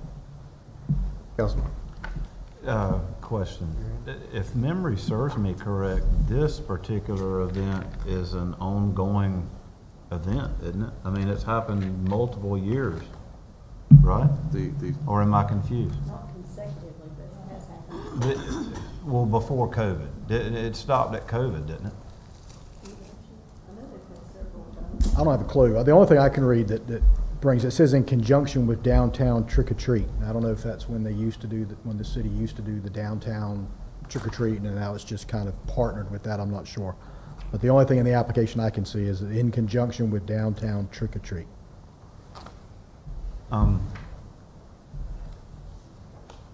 Okay. Well,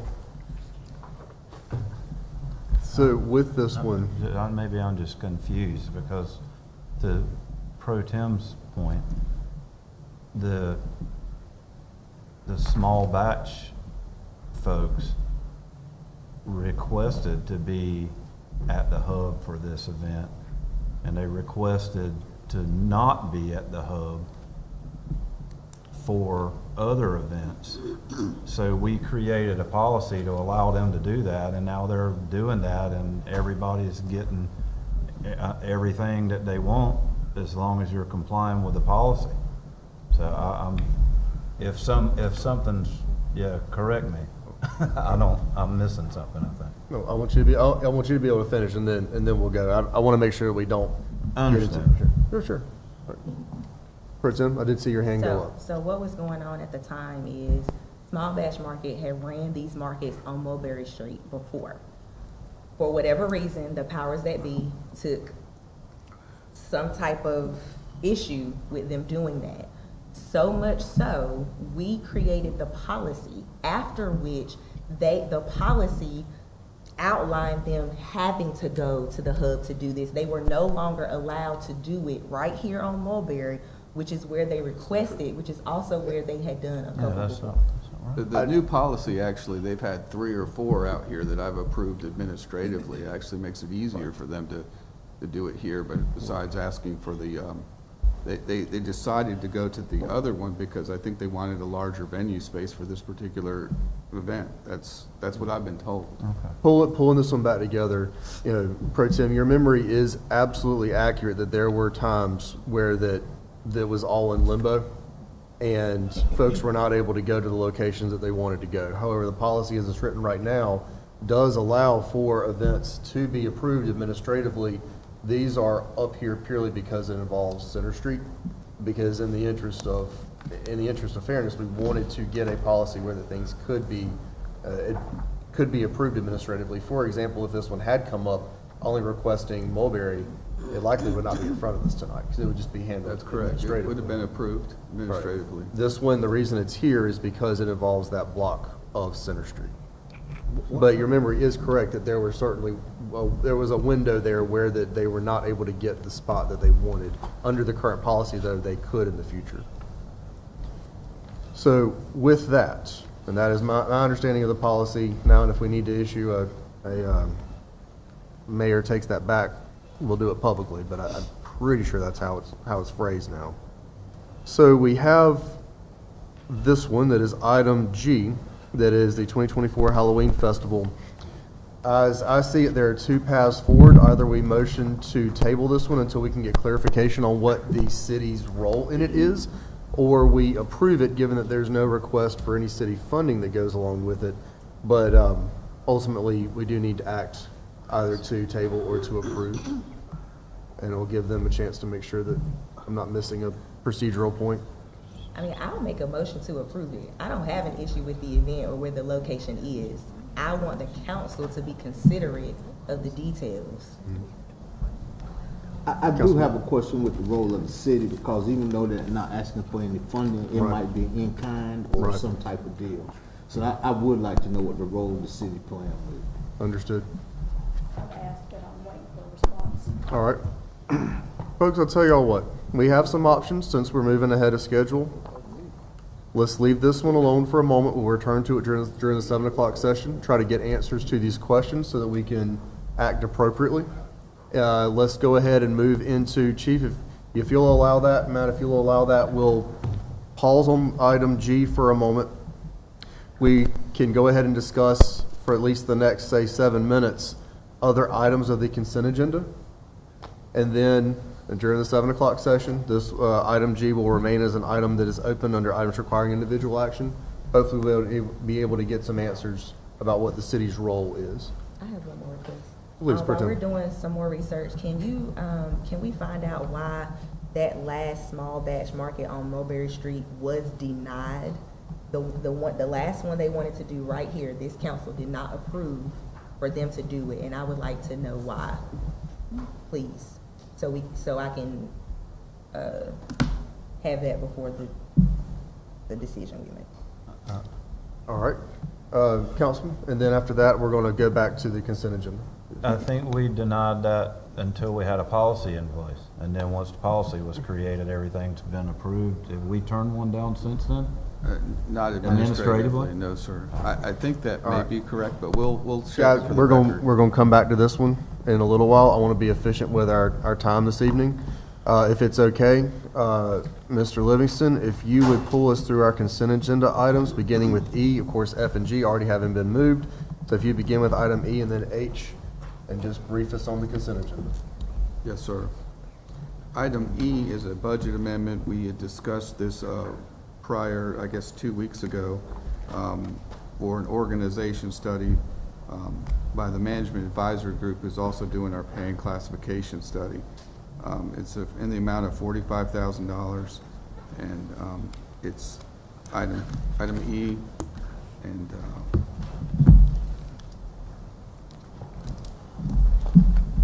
also in there is the occupancy tax one that we've already gone over for the $9,025 that we just voted on.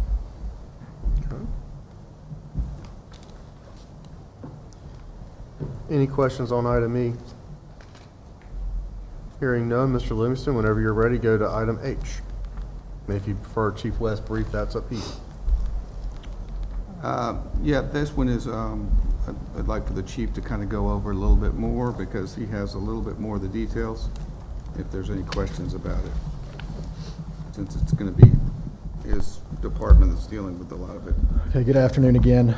Item H is a memorandum of agreement between the Goldsboro Police Department and North Carolina Department of Health and Human Services and Cherry Hospital. Police Department has coordinated in the past for the use of the Cherry Hospital grounds or facilities for training exercises. Both parties have agreed to formalize this relationship through an MOA. The terms of this agreement is modified with the consent of both parties will expire 1 year from the date of execution. Upon mutual agreement, this contract can be extended for a period of 1 year on a yearly basis. The agreement will remain in effect until terminated by one of the parties. Either party may terminate this agreement without cause upon 60 days written notice.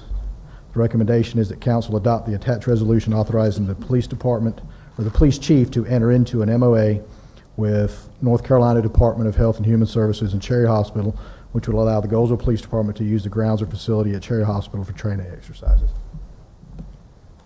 Perfect. Chief, this is just us using for training, right? Yes, sir. Okay. Not a jurisdictional? No, sir. All right. Council, any comments or questions on item H? All right, very good. Mr. Livingston, if you continue on with item I and then get us on down. All right, thank you, Mayor. Item I is adoption of the FY 25-26 budget calendar. We're moving things up a little bit this year so that we'll have some more time for budget meetings and analysis and presentations. One of the big things that we're going to be doing here in the fall and early winter is bringing you a lot of information on our capital improvement plan and some of our other, the results of our pay and classification study and some of those other things that we're in the process of doing right now. So one of the key dates on this is the council retreat. If you look on that, I've just put it somewhere in the neighborhood of January and February. I'm not asking you guys to try to figure out a date tonight, but I guess if we could say, do we want to meet earlier, which might be, in my view, January would be better than February. Then we can start coming back with some budget work sessions after that and follow the calendar. But we need to start thinking about mid-January timeframe or something along those lines to go ahead and start planning for that, because it's going to be a lot of high-level presentations and a lot of important decision-making that we need from the council. We'll have an idea of what our ad valorem revenues are going to look like at that point in time from the tax assessor's office. We'll have an idea of what the expected costs are. We won't have the department heads' budget requests in at that point in time, but we're going to go ahead and ask that they get those submitted a full month earlier than they have in the past, so that we'll have, again, more time, as this is all about, to make decisions that are in the interest of this group and in the city itself. I'll just go on the record to say Mr. Livingston and I have talked about this calendar at length multiple times now, and I appreciate the more strategic nature of doing things earlier, allowing us more time for deliberations, allowing the things to roll back to comprehensive plans that are stated. And I appreciate this. I know it was a lot of work getting everyone getting the muscle memory changed, but I think this is going to be a good decision. Council, any comments, questions on item I?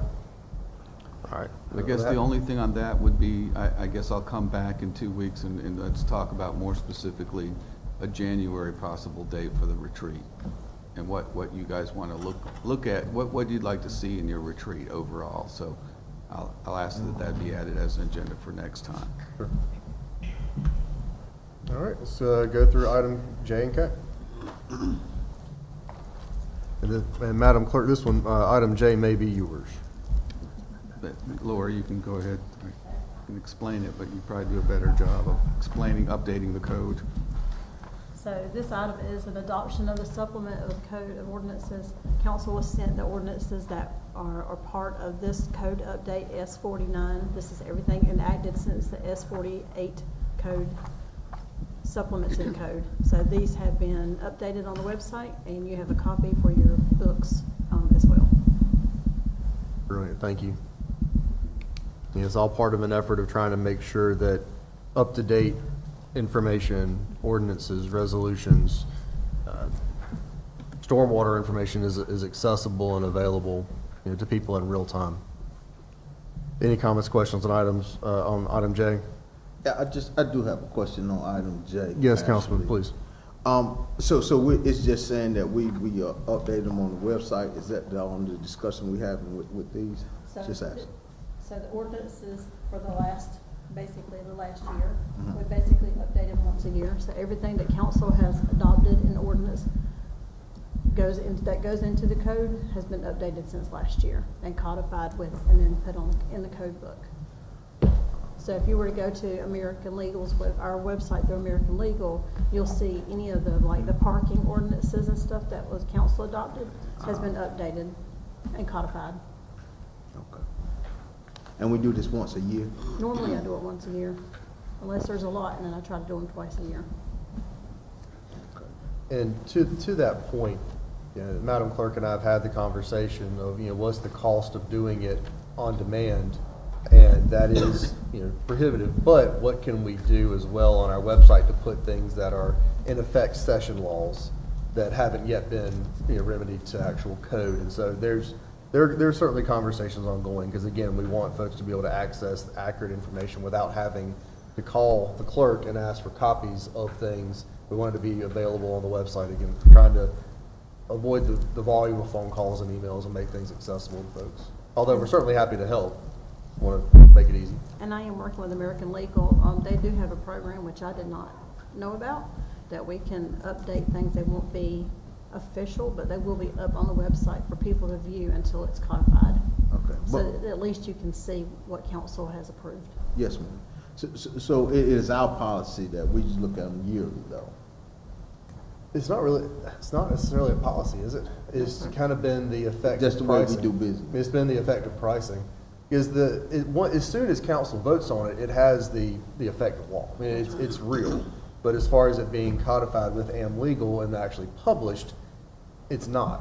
It's not been happening, again, mostly due to cost. And so that's a conversation that we've been having, is what can we do to get things out as rapidly as possible, as opposed to just simply calling the clerk and ask for the most recent things. So trying to change some things, make things a little different.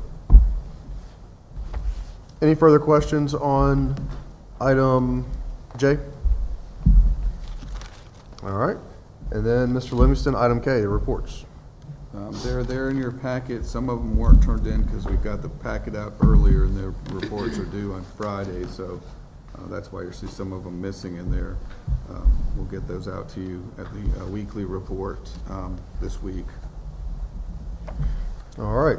So with that, council, during the 7 o'clock session, will be able to proceed efficiently on the consent agenda and just have the vote during the 7 o'clock session. On items requiring individual action, we still have item G that is open for any questions. Of course, we have the other items on the agenda, the public hearings, public comment period, presentation honoring a gentleman who's given a lot of service to the city. And so with that, we are going to stand in recess until our 7 o'clock session, and someone's looking at me. I do have your answer if you want it now, or you want to wait till 7. But I made a motion as well. Well, okay. Did you make it? I did. I had made a motion. I can withdraw that motion. No, but no, I just no, want to no. be clear that I did make one to Okay. go ahead and approve that. But I still would like to discuss, so I can just wait till later, because I still want to discuss, finish discussing it. I apologize. I misinterpreted. I just misinterpreted what you had said. So, would you like to make a motion to approve item G? We can do the motion. We can do the second. We can open it for discussion. If we're able to discuss it, relatively quickly, we will. If not, we'll leave it. Withdraw. Okay. All right. So with that, we will stand in recess until 7 o'clock session in council chambers.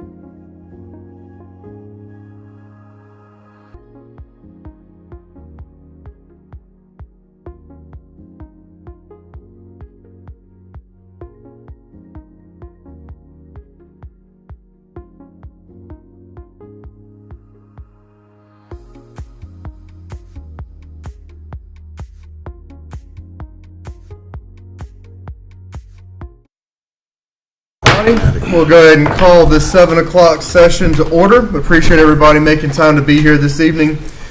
We were able to work through everything from our work session earlier, and so we are very, very much on schedule. I appreciate everyone's presence and thoughtfulness.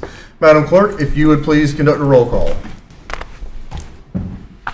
Mayor Gaylor? Present. Mayor Pro Tem Matthews? Present. Councilwoman Jones? Here. Councilman Boyette? Present. Councilwoman Taylor? Present. Councilman White? Present. Wonderful. Everyone is present and accounted for, with the exception of Councilwoman Weeks. We wish her safe travels and a safe return. I will now ask our fire chaplain, Archbishop Slater, to come forward and lead us in invocation, followed by the Pledge of Allegiance. Good evening. Good evening. Let us pray. Our Father and our God, we thank you for this moment that we can say thank you.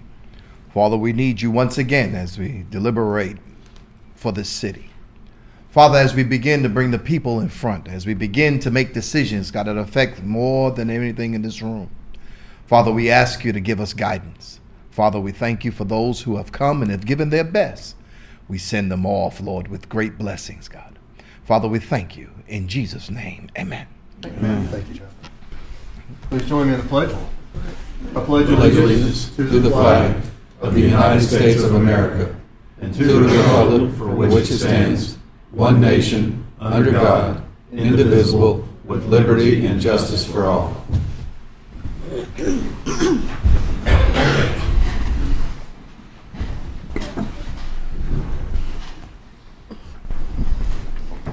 All right, Council, next item is approval of minutes, items A1 and A2, approval of minutes of work sessions and regular meetings of August 19th, 2024 and September 3rd, 2024. Do we have any discussion on those or a motion to approve? Do we have a motion to approve the minutes of the work session and regular meetings of August 19th and September 3rd of 2024? So moved, Mr. Mayor. All right, motion's been made. Is there a second? Second. All right, motion's been made and properly seconded to approve the minutes of the work session and regular meetings of August 19th and September 3rd of 2024. Is there any discussion? Hearing none, we'll call the vote. All in favor, please raise your hands. All opposed, same sign. Seeing none, motion passes. Thank you, everybody. Now, a presentation that I actually just offered to remove from the agenda but was declined, sir. A resolution expressing appreciation for services rendered by Trey Ball III as an employee of the City of Goldsboro for more than 28 years. Give me just a second to get down to it. So the way that we're going to proceed is this is a resolution that does require a vote of council. So I'm going to read the resolution. I'm going to ask council to make a motion to accept the resolution. And if they choose to do so, then we will proceed and we'll go down there and do some pictures and the other fun stuff. So with that, a resolution expressing appreciation for services rendered by Ralph Trey Ball III as an employee of the City of Goldsboro for more than 28 years. Whereas Ralph Trey Ball III retires on October 1st, 2024 as a police captain with more than 28 years of service with the police department. And whereas Trey began his career on August 23rd, 1995 as a police cadet with the police department. And whereas on July 10th, 1996, Trey was hired as a police officer with the police department. And whereas on April 4th, 2001, Trey was promoted to corporal with the police department. And whereas on September 10th, 2023, Trey was promoted to investigator with the police department. And whereas on September 28th, 2005, Trey was promoted to sergeant with the police department. And whereas on September 19th, 2012, Trey was promoted to captain with the police department, where he has served until his retirement. And whereas Trey has proven himself to be a dedicated and efficient public servant who has gained the admiration and respect of his fellow workers and the citizens of the City of Goldsboro.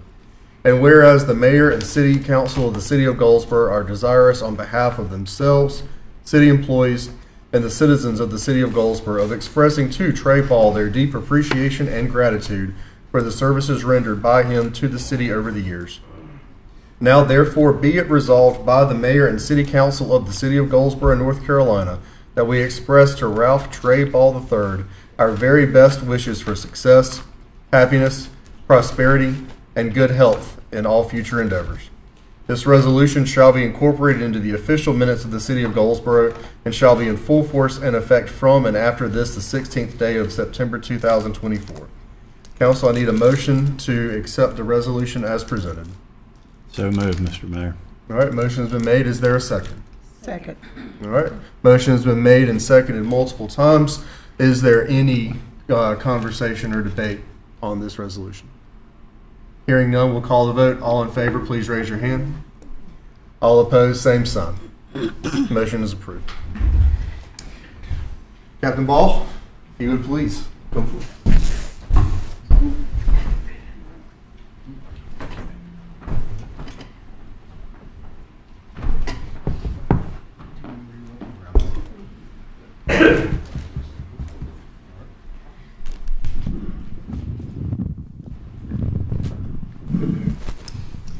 So I've already gotten to say the things that I wanted to say because it was all in the resolution. So with that, I'm going to give the microphone to you.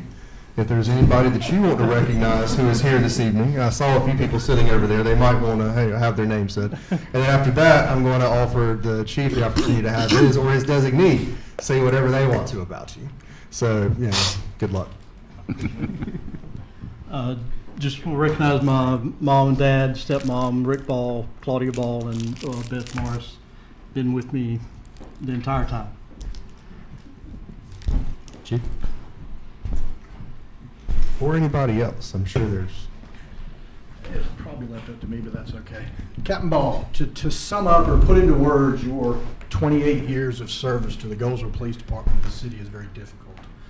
But I will say this, your commitment, your professionalism, and your leadership has meant so much to officers throughout this department, and quite frankly, throughout the community. And I think everybody's better to have been served by you, been a friend of yours, and for you to mentor and lead. So I greatly appreciate that. So on behalf of the Goldsboro Police Department, I don't what I do. I wish you congratulations. I hope you have a very happy retirement, and it's everything that you want it to be because, quite frankly, you deserve it. So again, I appreciate it. Thank you. Thanks, sir.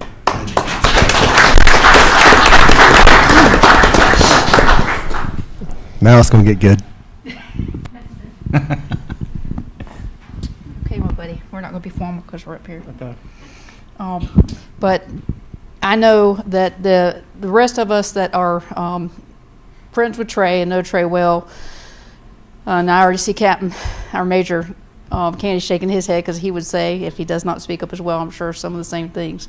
I've grown up somewhat with Trey over the years. We worked investigations together. We worked patrol together when we were both captains, and I know that probably some of those sitting in the room do know Trey has offered 100% and then some of himself his entire career. He has given to the Explorer program. He started out as a cadet, and he has just run that Explorer program just exceptionally well. He's been recognized over the years multiple times for the outstanding work he's done with the youth and with all the children. I'm sure several of you sitting up here know this. These kids, you don't get to see it. We see it every week. Those kids in that program love him. They love him, and he gives them 100%. He's been doing it for years. So we're hoping he can stay on and help with that, because that program helps the community and the police department in so many ways. Not only does he, meet with them every week, but he takes trips with them. He teaches them. They work alongside us. We all admire Trey for that because he's given so much of himself to that, and I feel like he could not be recognized near enough for that. I joke around in his final call because we all run to Trey for anything with Excel. So I'm not sure what I'm going to do with Trey gone, because Trey can fix anything in the Excel program, and we're all very, very appreciative of that. But I thank you as a friend, and we're certainly going to miss you up there. I know. I know. We thank y'all very much. He's given 110%, and I know that. So, yeah. But thank you.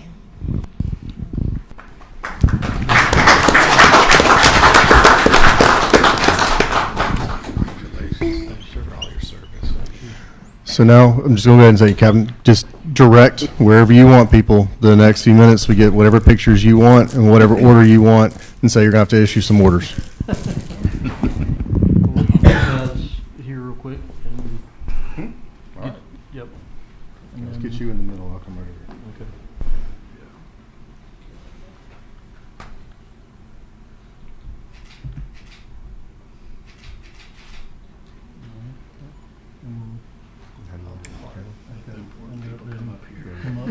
real quick. All right. Come on up.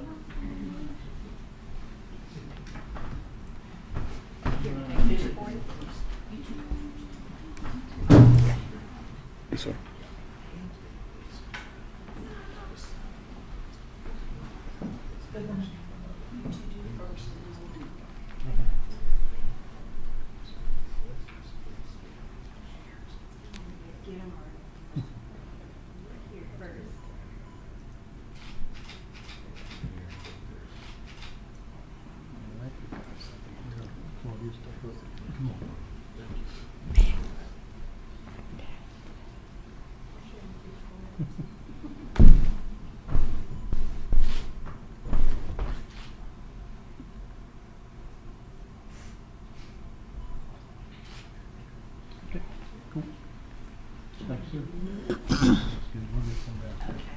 Thank you, sir. Thank you again.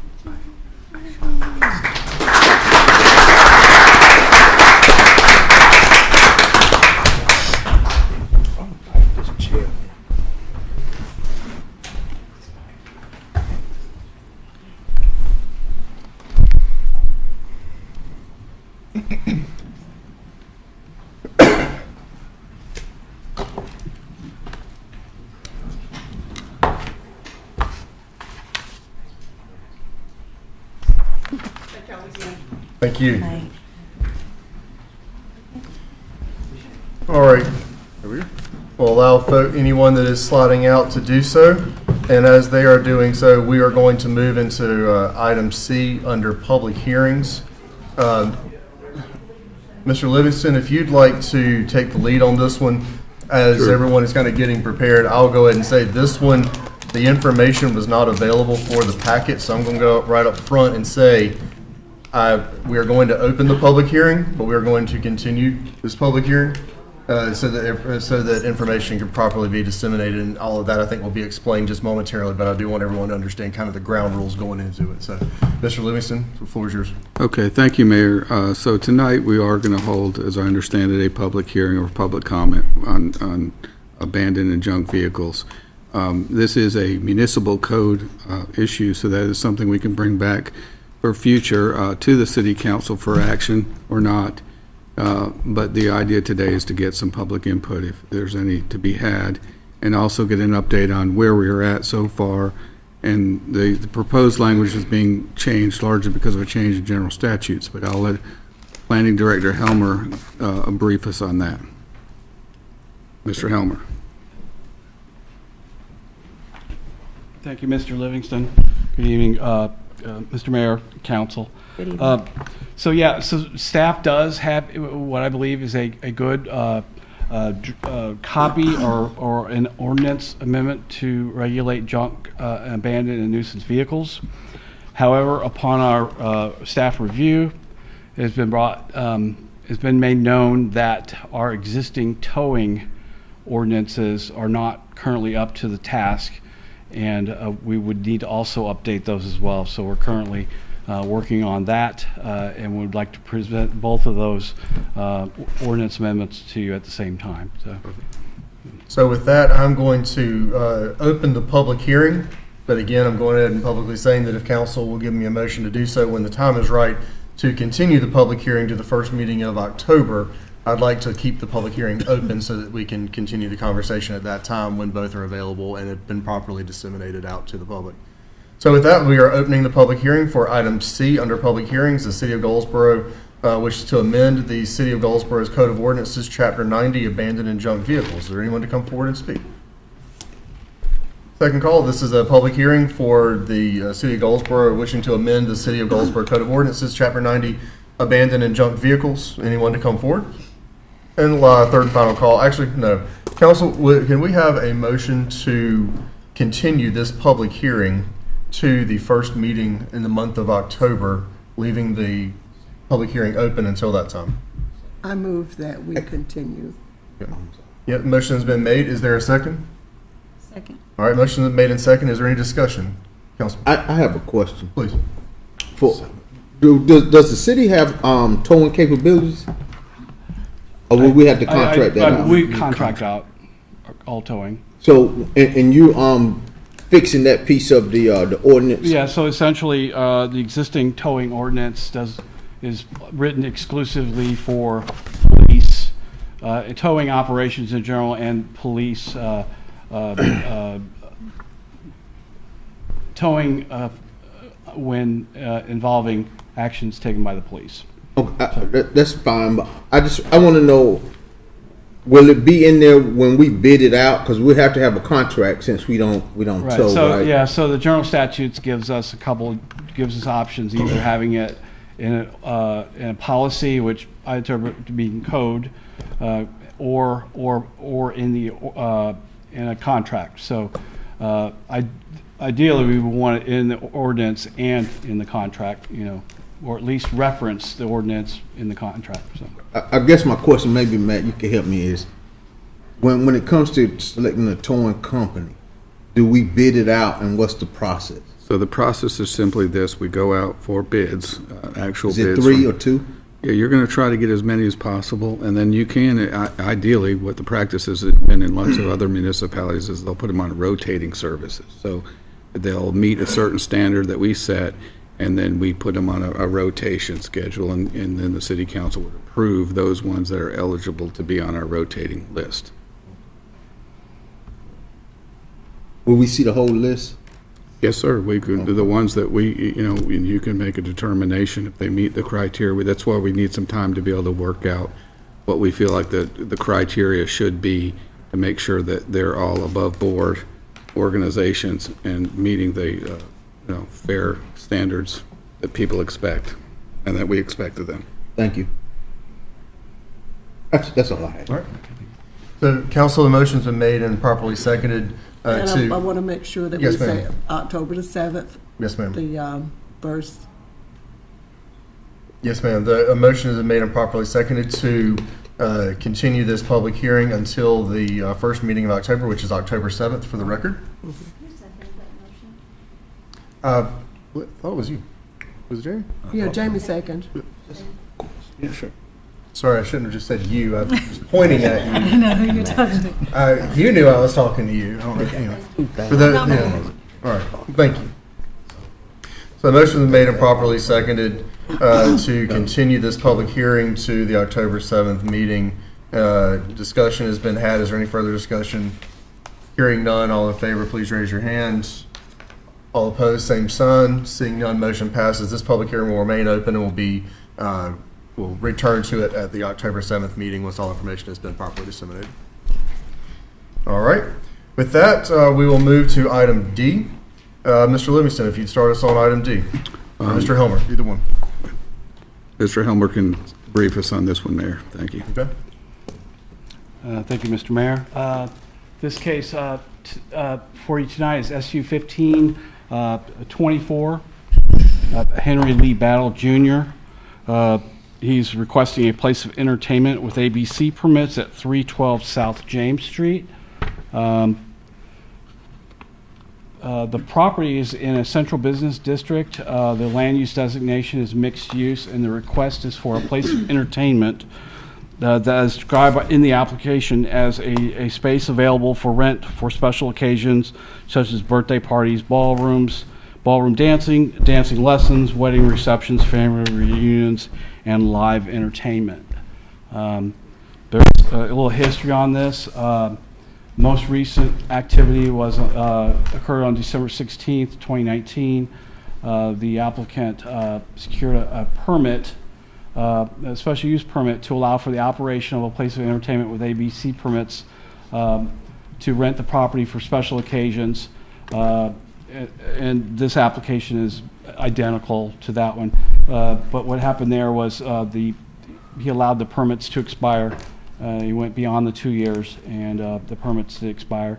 Now the applicant is back, essentially requesting the same with the same proposal. So he's requesting a place of entertainment, and two standards that do apply to places of entertainment. One being 50-foot minimum separation distance required from standalone churches and schools. The proposal, the existing building that he's proposing to use, the as a place of entertainment is approximately 200 feet from the closest church. So, also, since the property is bound by the south side of Ash Street, the east side of George, the north side of Elm Street, and the west side of William Street, no off-street parking is required. Because the site is part of the city's managed parking area.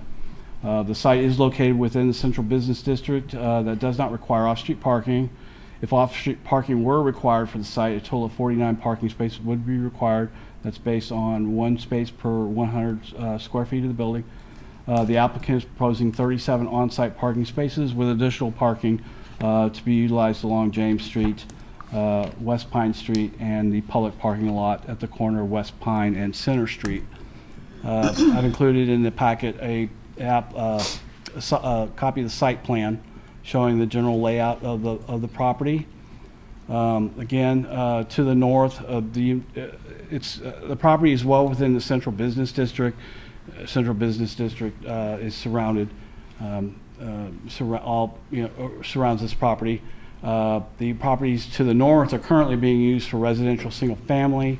South is vacant and undeveloped, and to the east is city-owned parking lot and existing commercial, and to the west is residential duplex, daycare, vacant, and undeveloped land. And this is a general vicinity showing that the property is within this central business district zoning district. And if you'll notice, at the corner of Ash and that James Street is the public parking lot. So the land use locates this property within a mixed-use downtown land use designation. The central business district is a corresponding zoning district for the mixed-use downtown land use designation. So it meets that requirement there. So again, this map clearly shows that it's within the mixed-use downtown area. The site plan, although a separate approval is required, staff has reviewed the site plan and it generally complies with Unified Development Ordinance standards for development. Therefore, planning staff recommends approval of SU 1524 in accordance with the finding of facts for special use permit to allow for a place of entertainment with ABC permits on property located within a central business district. So, I'll be happy to answer any questions you may have, and the applicant should be here as well. Council, any comments or questions for Mr. Helmer at this time? All right. Quick protocol question, Mr. Livingston and Mr. Lawrence. I would like to offer the applicant the opportunity to come forward and speak and address any questions before opening the public hearing so that then the public can respond or ask questions based on information. I believe that's consistent with how these are generally done. I know we've gotten away from that in the past on a couple of mistakes. Is it appropriate to do so? I would like to very consistently make that the standard protocol of our meetings. Am I breaking any rules or in any way invalidating the hearing if I do that? As long as you swear them in. Okay. All right. So if the applicant is here, I'd like to grant the applicant the chance to come forward, be sworn in, and to speak and address this project. And then after that, we'll move to the public hearing per se.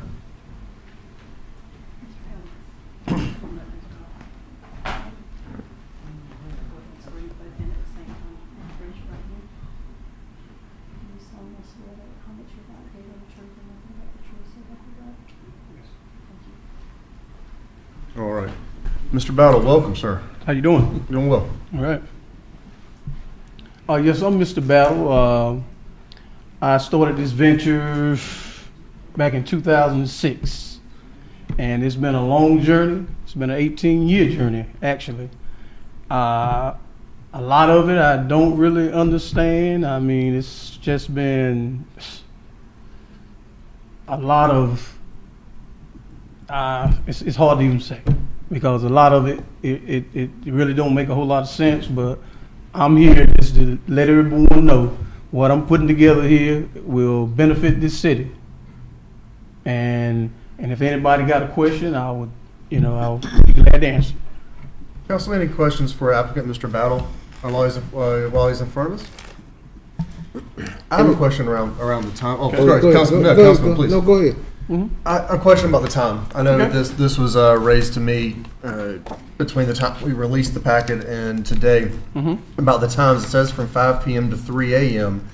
There's really not much else in the city of Goldsboro open all the way till 3 a.m. Well, I didn't have, sir, I didn't have the 3 a.m. on there.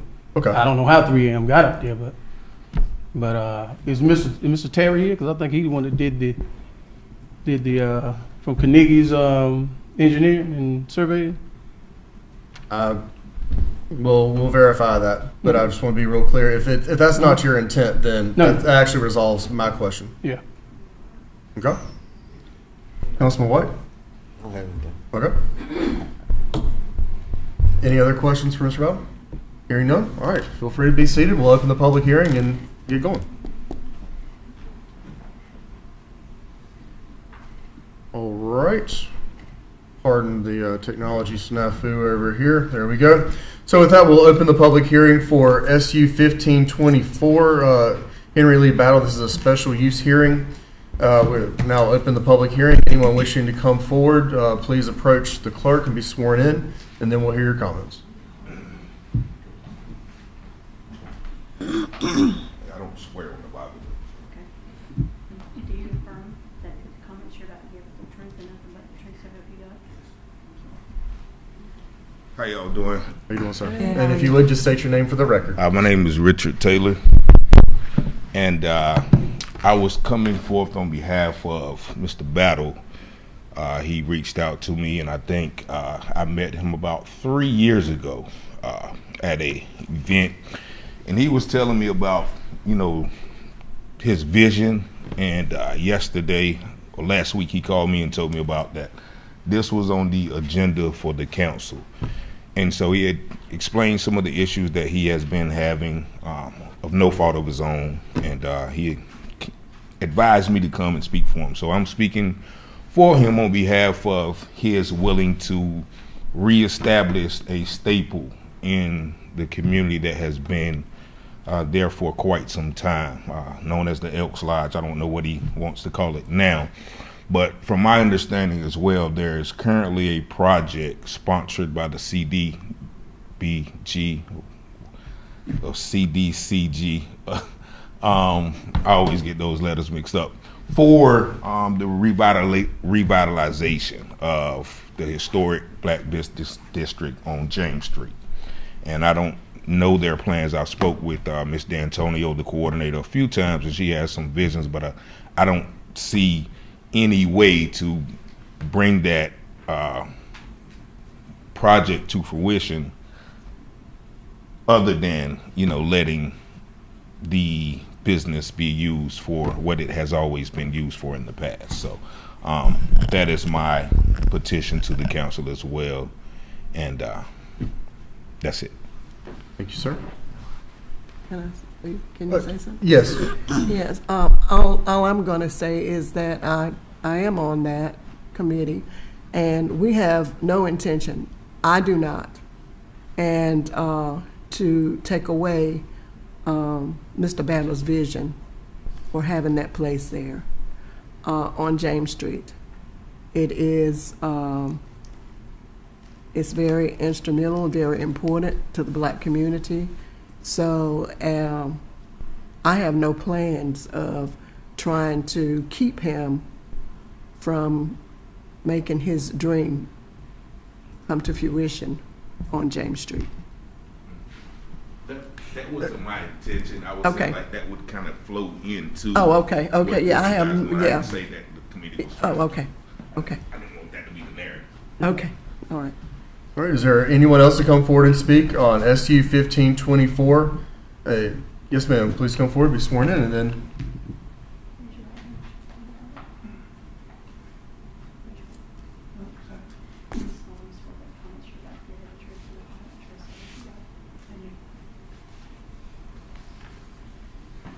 Welcome, if you would state your name for the record. Thank you. My name is Cynthia Reed.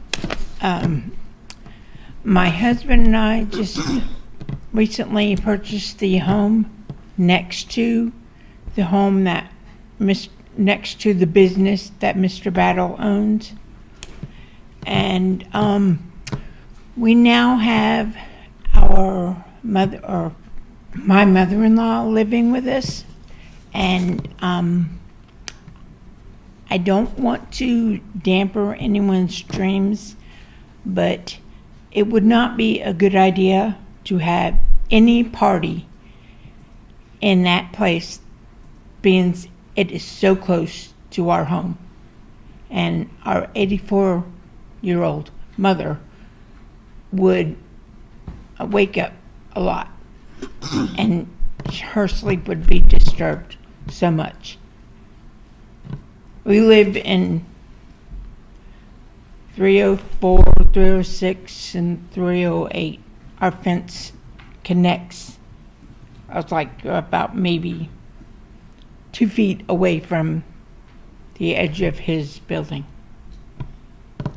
And it could be a good idea, but you never know if any party he has, how it will turn out. There could be a rowdy group. People can throw bottles of wine or beer or something in our yard. And I'm sure we will have to go get it. And we have a dog. And if the bottles break, I don't want him to get cut if he goes out in the yard or anything. So I oppose of his venture thing. Yes, ma'am. Um, And then Councilwoman I Jones. just have a couple of questions. Sure. When was you own 3 homes? No, we own one. You own 1, okay. When We was your own home one, but built? we own the 3 lots. Yes, ma'am. When was your home originally built, do you know? 1928. Okay. Can you show me where it is? Your address one more time. Your address one more time, ma'am. 304, 306, and 308. It's gonna be right there on the map. And so what is that in between that and that? I don't know. I was just curious because I know from when I was younger, the Elks was always in business, and I just was curious, what the people that used to live in those homes thought about that. I hadn't heard any complaints before, but that's all I was wondering. I appreciate your. I do too. Well, like I said, we just moved in recently. Don't know much about the area. Yeah, it used to be for years and years. It was always a place of business since I was a kid, and I'm 48. Councilwoman Jones, the floor is yours. I would like for you to come, because I just heard your report, and from my understanding, can you come back? Because what I understood was that the places were vacant around this. Can you help me get that understanding? Ma'am, if you would just step aside just for a moment, I'll ask our planning director for a point of clarification. Yeah, we'll just go back and analyze the map here real quick for a second. So, so there are some vacant properties nearby, but really there are a mix of uses around there. If I find that chart where it talks about you have residential single family to the north. And I've been briefed on this, and the last time this came before council, I believe those residents at that time also had concerns about it, and not so much of throwing of the bottles of the behavior of the folks, but they were concerned that the overflow traffic would be parking in the street in front of their homes.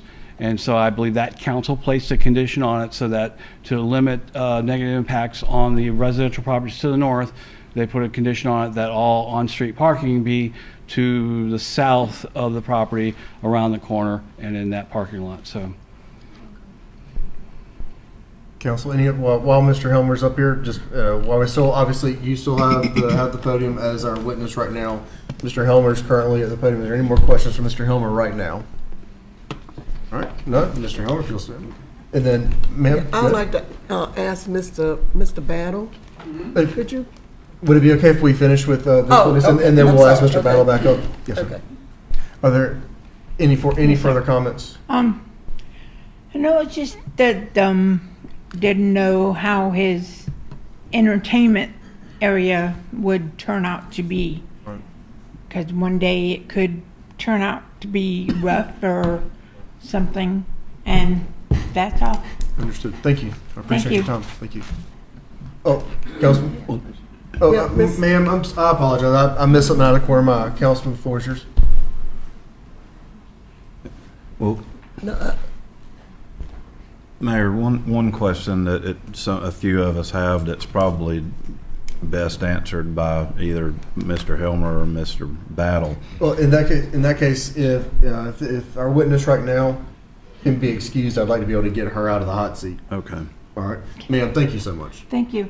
All right, Mr. Helmer, if you'd come back up for a moment. Only because I don't recall, there's a structure showing between the residential property that sits at 304, 306. There's another structure that sits between that and Mr. Battle's building. What is that building? What is that structure? Just 1 second, because I presume you're going to come up and speak in just a moment as well. Give us just a moment, and then we'll clarify anything that is inaccurate. Mr. Helmer, do you know the answer? No, the property owner just said it was a paved surface. Okay. But That would I make do sense. not. 'Cause I didn't appears recall to that. have So a- the image on the screen is not currently Well, accurate. no, I'm just saying, it does not, it appears to be a structure because of the shadow it's casting. Okay. But I do personally know exactly what That it's being was- used for. That was the question because I didn't recall anything being there. And I, right, that okay. was my good. Okay. All right. Would you mind texting IT and Yes, sir. asking why that TV's not updating with that one? Yeah. All right. Any other questions? Ms. Jones? Yes, I would like for Mr. Battle to come back up, please. All right. Mr. Battle, if you'd come back up, and then we'll continue with the public hearing.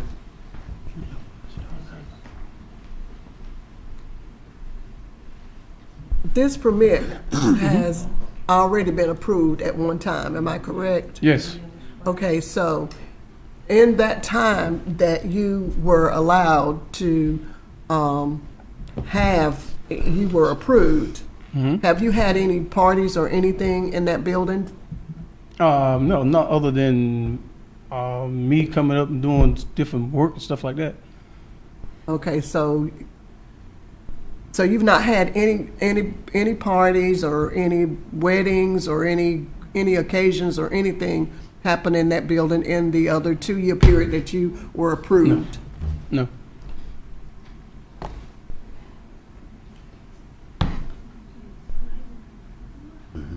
No.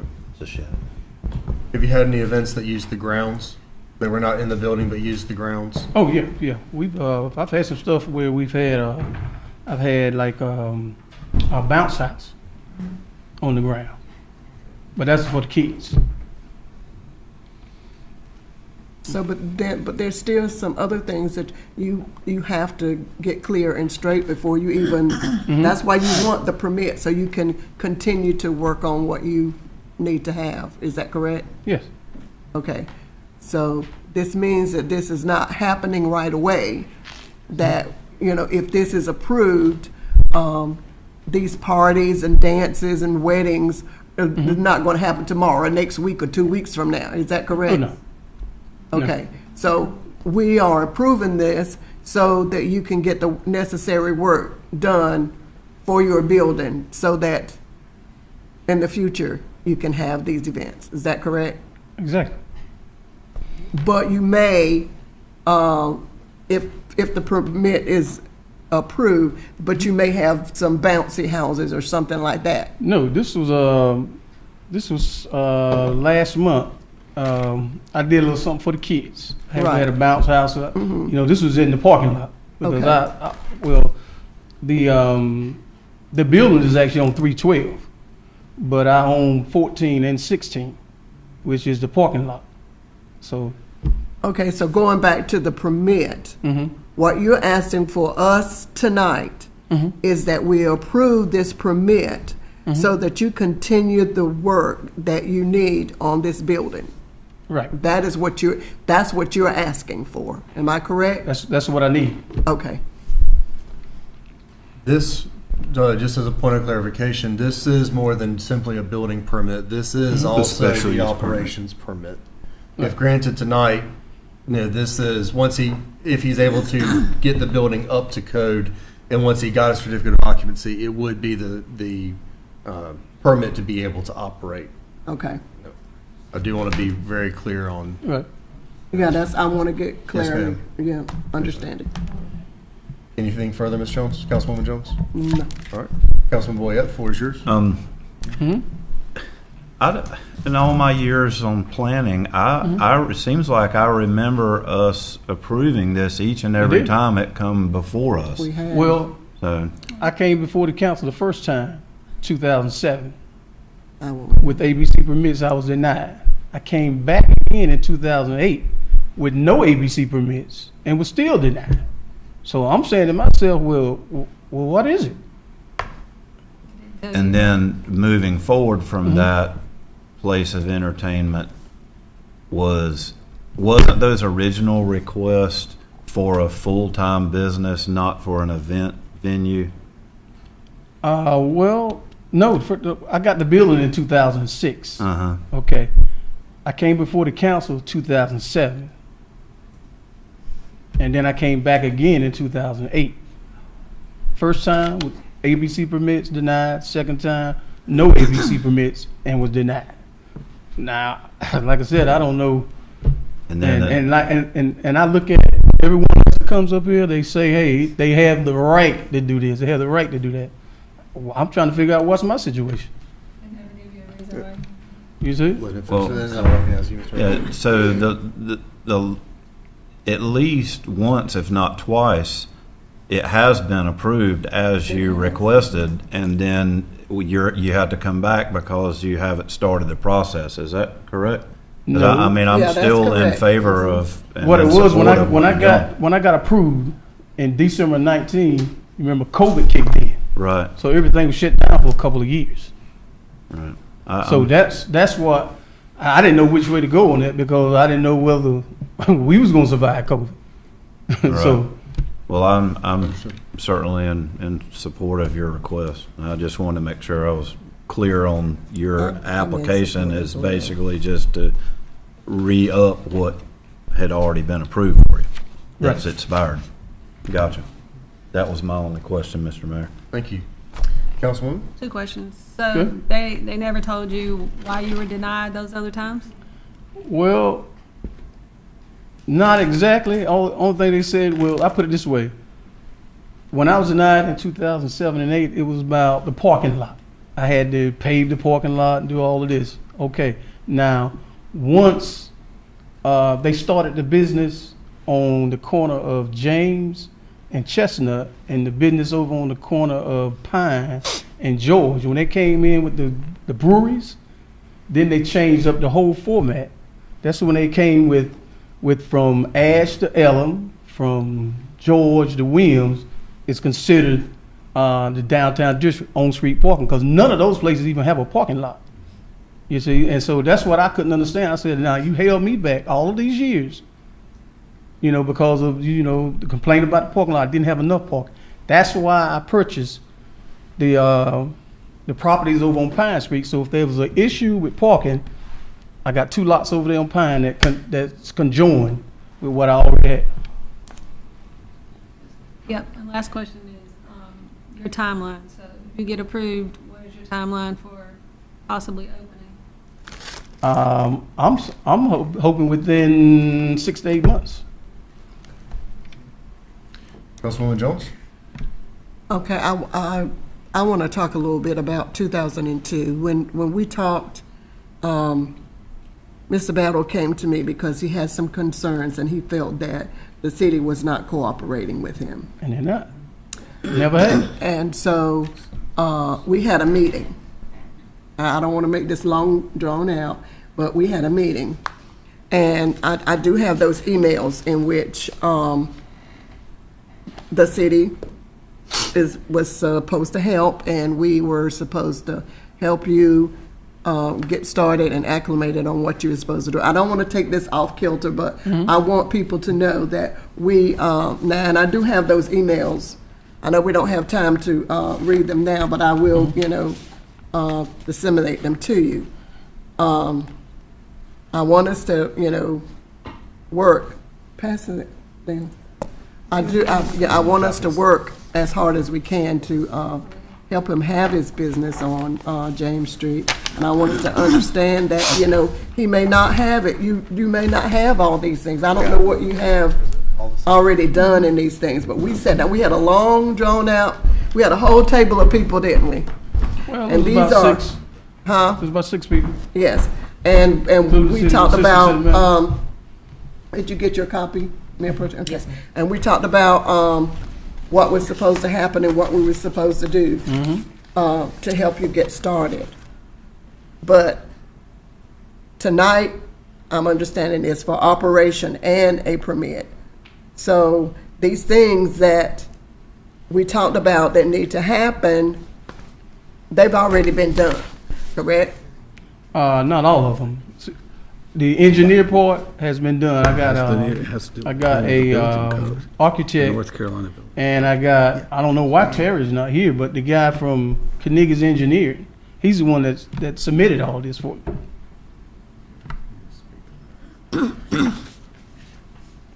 All right, council, any further questions? And again, as with any other property that's being purchased that currently is not, doesn't go up to code where it can be issued a certificate of occupancy, the applicant is in front of us to get the zoning piece done first, and then would be required to bring the building up to code before getting a certificate of occupancy. And then once it has the certificate of occupancy, to Councilwoman Jones's point, at that point, then of course he'd be able to operate the business within the confines of the law. So, Right. All right. Any other comments or questions for Mr. Battle at this time? And then I want to get back to the public portion of the. All right, Mr. Battle, have a seat. Thank you so much. All right. Tell me, anybody else to come forward for SU 1524? Sir, if you would, please approach the clerk.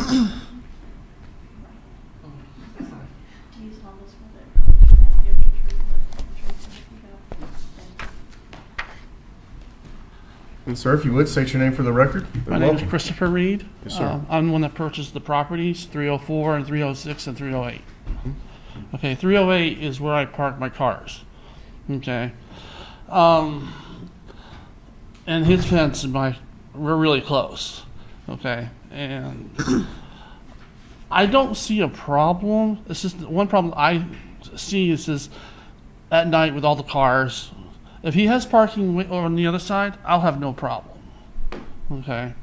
But if there's anything that goes on past 2 a.m., I'll have a big problem. A very big problem.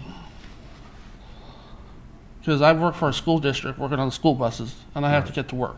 Right. So, because I got to get the kids to school. And I would like my sleep. Right. So, that's pretty much all I have to say. Thank you, sir. Yes, ma'am. Sir, if you'd come back. I got a question. Okay. Not for you, sir. Thank you. Never mind, sir. Never mind. Yes, okay, so yes, now Councilwoman. we did clarify that we need to take out that 3 a.m. time. Is that correct? Yes. What time are you saying? Is that me? Yes. Actually, Mr. Battle, if you would come back forward, that would be. Should be. Right. I'm Mr. sorry, Battle? he brought it up, so then I had to. Right. had Yeah, another- I did bring it up as I was working through the packet that was submitted. So what no- is your anticipated hours of? And Ms. Jones, the floor is and yours. yes, and that needs to be 1 o'clock was mine. 1. Right. But I don't know how it got to be 3. Like I said, Terry over at Carnegie's Engineering and Survey, and I thought he would be here tonight. That's why I'm glad I showed up. Yeah. All right. Yes, ma'am. Councilwoman. Hey, so one question. Mhm. If you say 1 a.m., does that mean 1 a.m. that's what time you're going to close? Because then if that's the case, you may need a little extra time to get everyone out of the parking lot. Okay. Well, it's 2. I know he said he didn't have a problem with 2. Okay, well, two is fine. But I just don't wanna have a make problem. sure Well, most that- of what I do anyway. Most of what I do, I'm a line dancer. And if you ask anybody in Goldsboro, you go down the park right there, they'll tell you. This guy's a business line dancer in town. Right. And that's for real. I'm just telling you. And senior citizens, don't forget that. Excuse me? And senior citizens, don't you go down there? And Oh, yeah, that's right. I'm 60. I'll be 61 Friday. So, you know, I mean, it is what it is. Would you be willing to accept a 1 a.m. stop time for any events? Obviously, if you're having to stay there and clean up, but as far as like the things that would cause noise, would you allow us to include the condition a 1 a.m. stop time for the events? Okay, well, I can go with that. I can always come back later. I have something. Just in defense of Mr. Battle, we do have businesses downtown where residents reside that close at 2. So just for being uniformed across the board, I would say 2 o'clock. I would offer him 2 o'clock instead of 3. Is open late. Okay. At churches. Appreciate it. Okay. Yeah. That's what I was saying too. Yeah. Okay. I mean, that is when alcohol sales stop Right, exactly. legally in North Carolina. Exactly. Okay.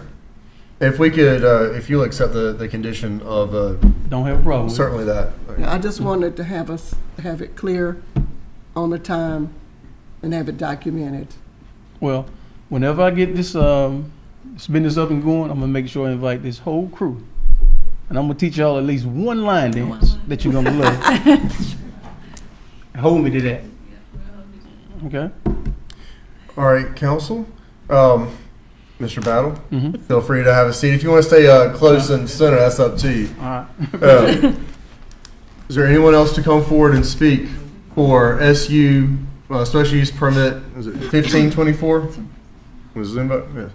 Sir, if we would come forward and.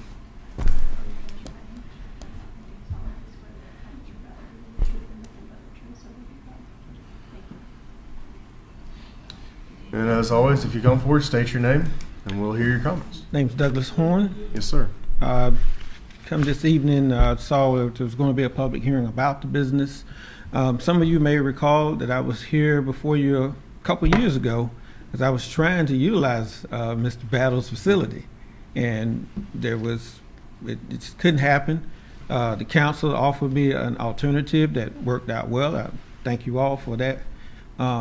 But I would like to see Mr. Battle be able to continue his business and maintain that quote-unquote historical site that it is. I mean, there's a lot of history and great memories of Goldsboro. Is kind of the last man standing on James Street, which was a very important part of Goldsboro.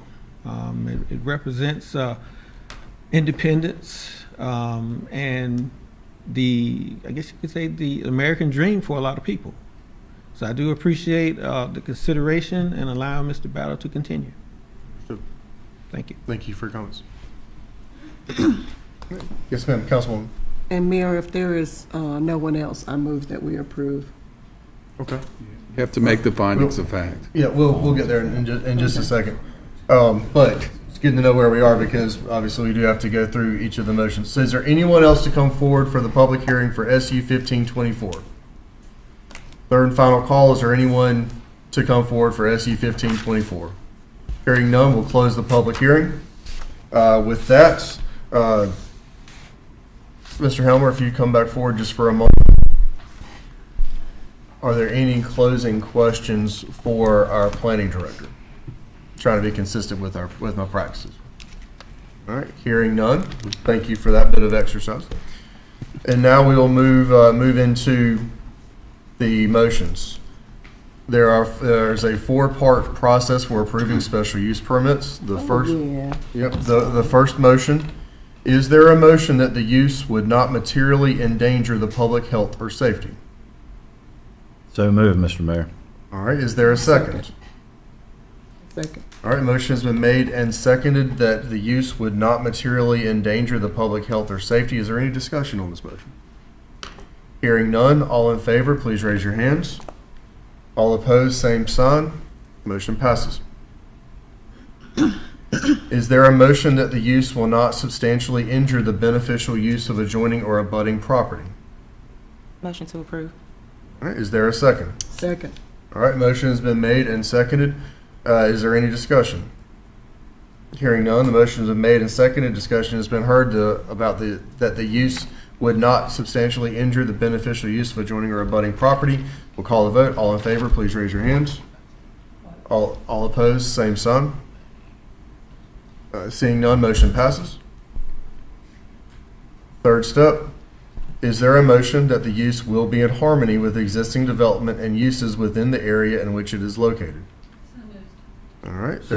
Motion's been made and seconded that the use would be in harmony with existing development and uses within the area in which it is located. Is there any discussion?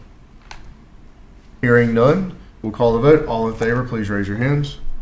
All opposed, same sign. Seeing none, motion passes. And is there a motion that the use will be in general conformity with the City of Goldsboro Comprehensive Land Use Plan?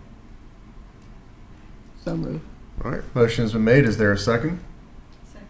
And second, the motion has been made and properly seconded that the use would be in general conformity with the City of Goldsboro Comprehensive Land Use Plan. Is there any further discussion?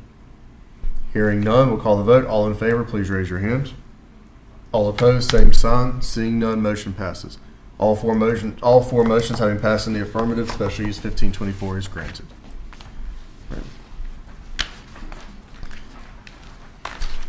All right, with that, we will move into our public comment period.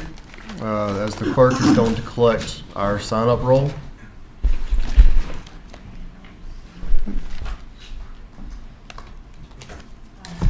All right. First speaker is Carl Martin.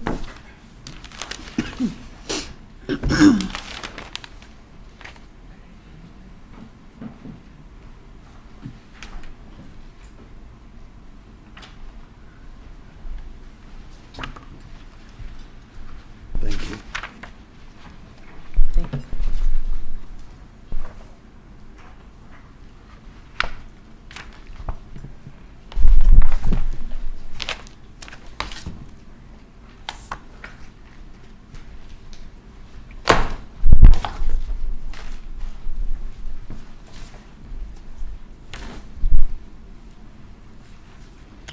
My name is Carl Martin. Good evening. Good evening. You Good have evening. my comments written out and also an image of a hazardous obstruction in a stormwater drainage ditch along New Hope Road in front of Shelley Lane. These type obstacles have been there perhaps for years, as you can see. My concern is this should have been detected in one of the inspections of the system, and it should have been removed and replaced so that my neighbors and I can safely cross New Hope to reach the multi-use trail. Which raises the question, who is responsible for maintaining the grass, weeds, shrubbery, trees growing in District 6 along the multi-use trail from the YMCA to the intersection of New Hope and Hare Road? I thought it was Parks and Recreation, but the multi-use trail is not identified on the city's website as either a city park, facility, or greenway. I'm not sure who is responsible, so I'm asking council to look into having the responsible party to do more so that we can be compliant with the city's public nuisance ordinance, of which I have also included a copy. So if there are no questions, thank you for your time. Mr. I will say that the state is required to cut that road right there. It's a state-owned road, and we have called Kappa Alpha Psi Fraternity Incorporated, who owns that section of road. We have called the state already to try to cut down that. I have noticed it within District 6. And I have noted that crosswalk there has been there for a while. And I do think that we need to look at the state building some type of crossover so that the residents can use the trail right there. So all your stuff is duly noted, and I've seen it already. After my last comments, I believe, that I made, I noticed that the grass along the multi-use trail had been cut because it was close to 4 feet, I believe, at Right. that time with the shrubs and everything. I don't know who did it, whether it was the city or the county. But the point is, we have a ordinance which says that these type of conditions should not exist. And we should be enforcing that, especially along Kylabest Road. It's a shame how high those weeds were allowed to grow, especially between New Hope Road going towards the other section. And anybody who wants to get to the trail cannot. Well, they have to go through all of these high weeds walking along the roads in order to get there. And also on the other side, if you drive through there, you'll see that the residents have put bricks out there to fix that road. It's a hazard. And I think that some attention needs to be made to our ordinance, making certain that we get that road, which is a city road, cut. Thank you. You're fine. It was a follow-up question. If you have any closing comments, feel free. I'm not going to hold you to the red sign, given that you asked a follow-up question. Mm-hmm. But I think I've Yes, sir. answered that. Okay. We do need to get the grass and stuff cut, especially if that's what we have to do when we're walking so close Right. to the side of the road and there's a 45-mile-an-hour speed limit. Much agreed. Thank you. Much agreed. Thank you, sir. Madam Clerk? That's it. All right. No, that's on the list. All right, so with that, we will close the public comment period, and we will move to our consent agenda items. Council, we were able to work through the consent agenda items E, H, I, J, and K during the work session. Mr. Livingston, I'll allow you if there are any questions for council on those items. If not, I'll entertain a motion to approve the consent agenda items E, H, I, J, and K. I do have a question. Yes, on sir, the Councilmember. table. So in the ordinance packet that we received, and I think it's like 3012, and we voted on it earlier, I think, in like February, I think. I'm not sure. But it talks about setting the agenda. And it says that the mayor, none can be put on I'm paraphrasing, none can be put on the actual agenda unless the mayor approves it. All right, so my question is, the stuff that he doesn't approve, or people who come to be placed on the agenda that's turned away for whatever reason, how do we know who it was and what they came from if it never comes before the council?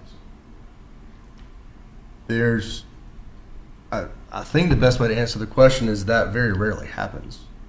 If something is coming forward that someone wants to be placed on the agenda, basically let's have a conversation, see what it is, and if there's any form of communication at all, then they've gotten on the agenda.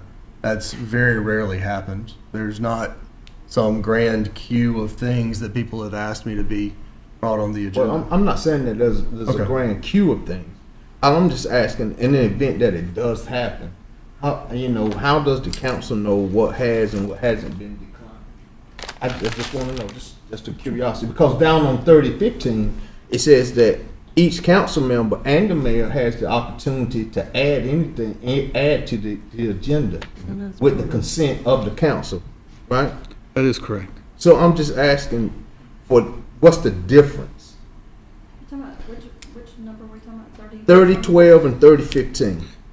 I think one of the Any ways. council member can add something to the agenda or amend the agenda with a majority vote. That's why we approve the agenda at the beginning of a meeting. I set a proposed agenda for the meetings in consultation with the now interim manager, the clerk, the attorney, the department heads as they come forward, the community as folks come forward. I put together a proposed agenda. To your point, I don't send out a briefing of here are all the things that we didn't choose to put up there, because I don't know exactly how I would define that list. But we put together a proposed agenda, and then it's disseminated to council with all the associated information to go with it. If a council member has something that they would like to add to the agenda, whether I know about it or not, they can bring it forward. And if there are a majority of votes to have it added to the agenda, even as late as at the time we're approving the agenda, by law, they can do that, and under parliamentary procedure, I'll recognize that. Well, that's part of Robert Rules of Order, that Right. we can add anything that we choose. Yes, ma'am. Yes, ma'am. With the consent of the. Yes. Right. I just wanted to know how if any, Not that there's a plethora of things that has happened. Just how would we know what was not brought before the council? That's all I wanted to know. If there's one person who determines everything that goes on. I'm not sure how I could even provide that information because of just the sheer volume of things that go on in the city, that you try to pick out the most important things that need council attention, that need council vote, that need council action. I don't know how I would be able to prove a negative and give a list of everything that could have come up.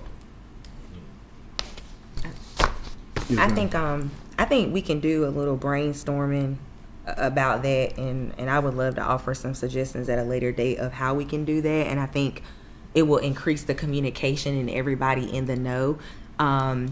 Because if an organization was to come to me and they had interest of presenting to council and it was denied for whatever reason, had that organization not said it to me, I would have never known that they wanted to do that. So it goes back to, it seems like all the power kind of relies in one space. And I would like the opportunity to say, okay, I think that would be great for them to come and speak. So maybe we can brainstorm some ideas of how maybe you could do that if that's what the council needs or wants. I wouldn't mind seeing that list to see. But maybe we can brainstorm some ideas. Well, I can't think of a time where I've denied any council member anything they've asked to be on the agenda.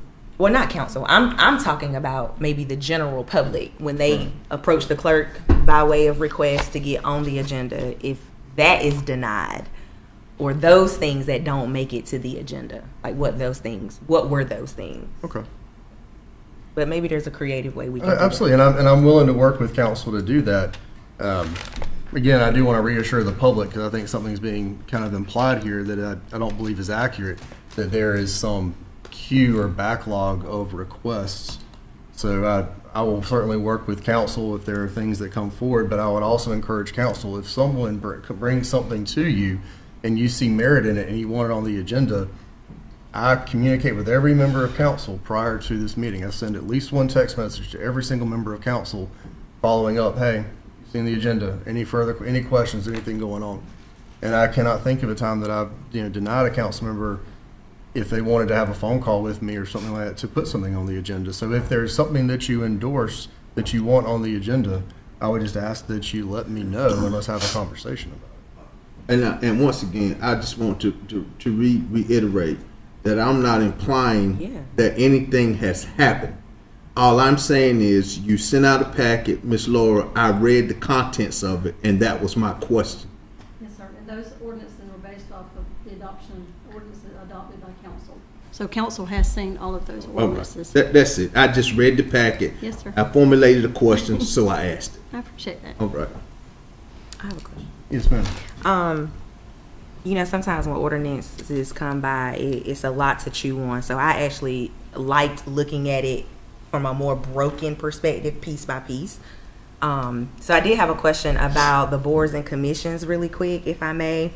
There was one part that said, and you know what, honestly, y'all, I'm willing to say let's table this because there's a couple questions I had about the actual ordinance, and I know that's not what we voted on tonight, but in reading it, there was a couple questions that came up, but I think a more appropriate time would be actually maybe to make it an agenda item so that we can discuss some of what those things were. Well, you know what and we can obviously do that, but each ordinance, like, those are not new. Those are things that were already voted on. For sure. And are part of the code already. For sure. I don't want to change it. I just have a question, Sure. and I'm just saying maybe now is not the appropriate time to ask the question because that's not really what we're voting on. Right. By reading it, though, in black and white, it promoted some questions. Okay. So I am willing to forego the questions tonight, but I would like to find a more appropriate time that we can discuss maybe those things. And that is Let's put it on the agenda then. Yes, ma'am. And what I'll ask is, this is actually a really, really good thing because I've tried to encourage this and I haven't said enough, certainly not recently. What this board is tasked with doing is setting a municipal code and a budget and hiring a manager. Other than that, where we hear some zoning things and we're supposed to in some ways steer the ship or in other ways stay out of the way, but where we're supposed to truly turn the knobs and move the levers is in our ordinances. And so I'm glad that this has kind of forced a conversation of everything that's in our ordinances, because as you've seen by the clerk and I bringing things forward consistently that we're trying to update that directly affect our offices, a number of them are out of date. And so I am glad that this conversation is coming up. I want you to take this opportunity, all of us, and department heads as well, look through your ordinances that are applicable to your departments, and as you see things that need to be updated, even if it's just because the terminology is outdated, bring those things forward. There's other things, just like our vehicle ordinance, our junk car ordinance, for lack of a better term. Those are things that are coming forward because folks at the department level saw that there were needs, verbiage changes in the ordinance to make them more effective. So I absolutely agree. As you see specific ordinances that you want to bring forward, I do want to do it ordinance by ordinance. I don't want to do some massive technical corrections bill. I would rather, leave it at let's go ordinance by ordinance. But I absolutely want us to be updating our things. So please see them and bring them forward. I'm not trying to stop that in any way. Yes, sir. And to the pro tem's point, that brings up an opportunity to say thank you to the clerk for the fabulous job that you do, because I tend to go to her. She's my go-to person when I read every page of the agenda when it comes out. I'm generally in her office the next day if I have a question, and I had a question this time on ordinance and asked her a question and she gave me an answer and I was like, got it. And so I appreciate what she does for us in that regard. So, what I'm hearing, the conversation around item J. Do we need to remove item J from the consent agenda, or are we comfortable having a motion and voting to approve the consent agenda as modified, already having removed items F and G? I need a motion one way or another. Motion to approve consent agenda as presented. All right. With the exception of F and G. With right? the exception of F and G. All right, motion has been made. Is there a second? Second. All right, motion is made and properly seconded to approve the consent agenda items as presented with the exception of F and G. Madam, is there any discussion? Hearing none, Madam Clerk, if you would conduct a roll call vote. Mayor Gaylor? Yes. Mayor Pro Tem Matthews? Yes. Councilwoman Jones? Yes. Councilman Boyette? Yes. Councilwoman Taylor? Yes. Councilman Weeks? White? Yes. Councilman White? Thank you, sorry. All right. Quite all right. All right. Consent agenda passes. I appreciate everyone's time on that. And now we'll move to items requiring individual action. We have already resolved item L. We have already resolved, if I'm not mistaken, item F. And now we have item G. A question was raised just about a point of history and a point of procedure on item G. Where we are now is in the discussion phase of item G, or we can entertain a motion to approve as presented, or a motion to table at the council's pleasure. I got it. Right. My questions about it have been answered. I didn't have any angst about not approving it, so I will make a motion to approve item G.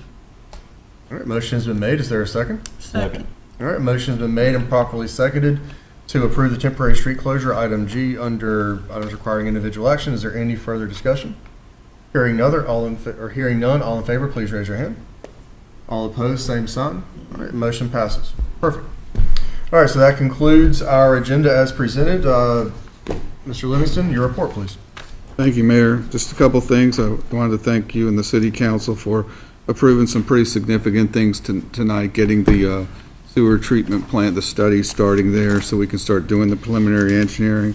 Also the PFOS was really, PFOS was a really important study for us to go ahead and get going, to stay on track there, and I like the fact that we're tracking really well there in terms of our timing, and let's keep our fingers crossed on a pretty big settlement from DuPont and 3M and those others to help us with the cost of that.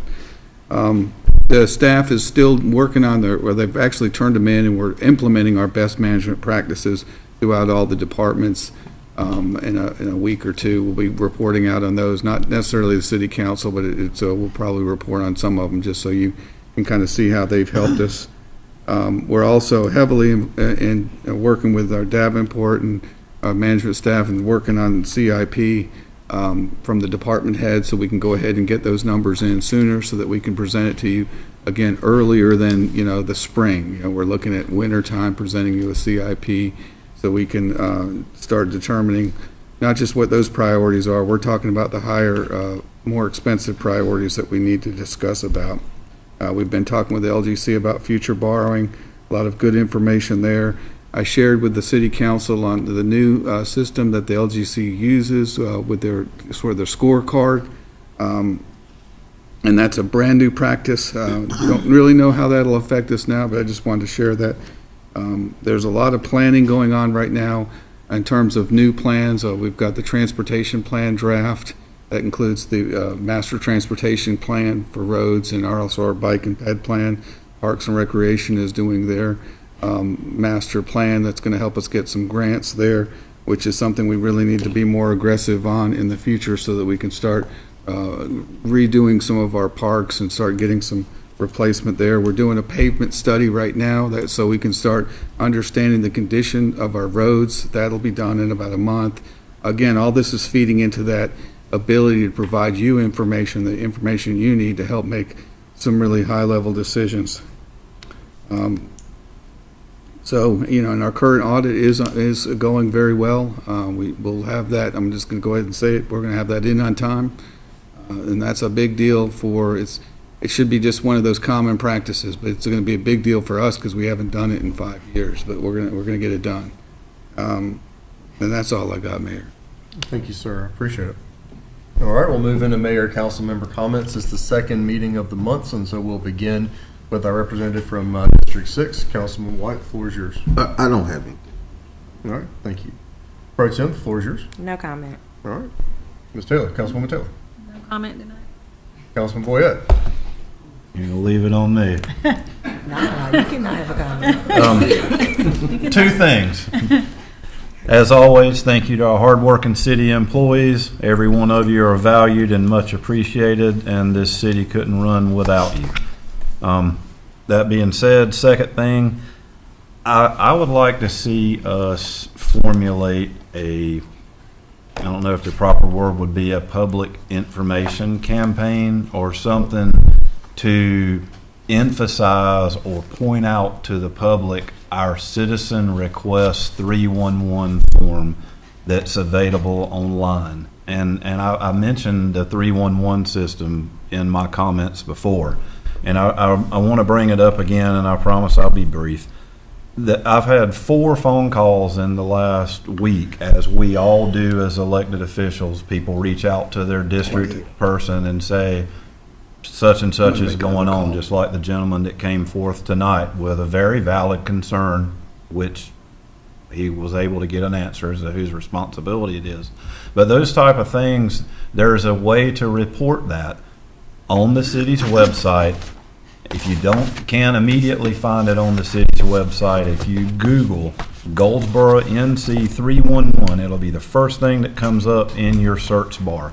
And if you go to that location, there's a way to report whatever your concerns are and someone get it. Because if you call and say, well, such and such is wrong, and then something doesn't get done about it, or it's not addressed, and you wonder, well, did it make it somewhere, or did somebody call? If you enter that information into the 311 system online, it documents your concern and sends it to the appropriate person that needs to see that in order to address it.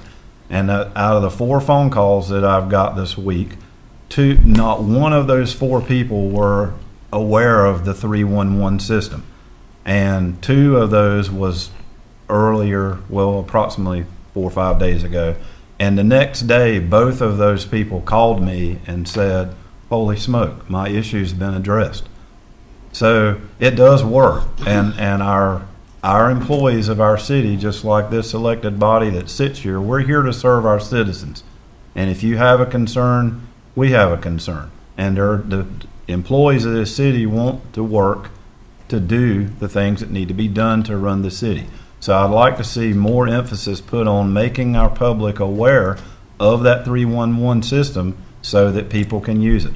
The two that called me today, again, had not even heard of that system, and so I stayed on the phone with one and walked them through what to do, and they entered their information, and I expect, like the ones that used it before that they'll get a response to their concern.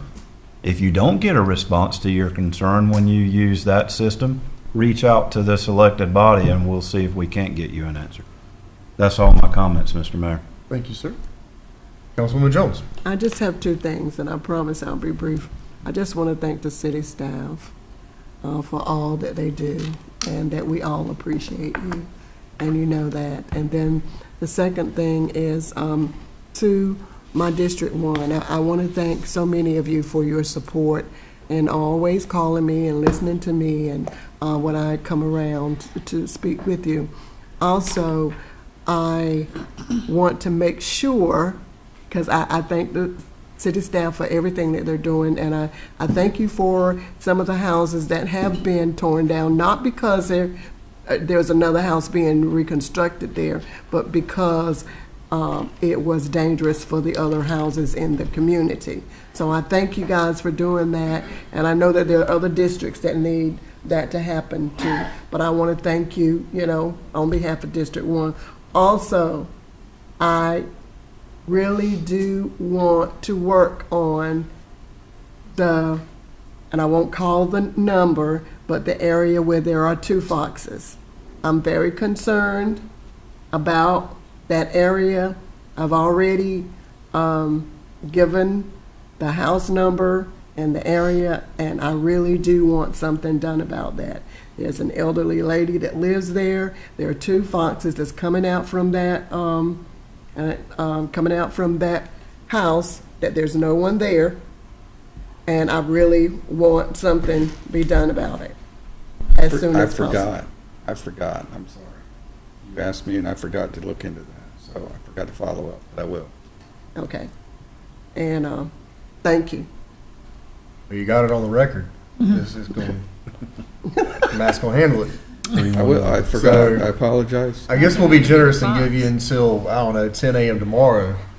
But make sure, say it in the microphone, it counts. All right, my comment, in very brief but incredibly impactful. We, as a city council, do not have any direct oversight over our schools. I want to be incredibly clear about that. We can take very little credit for any positivity that comes from there. However, we can absolutely do what we can do to try and eliminate some of the challenges that the families feel as they go and try to perform in the classroom and do things.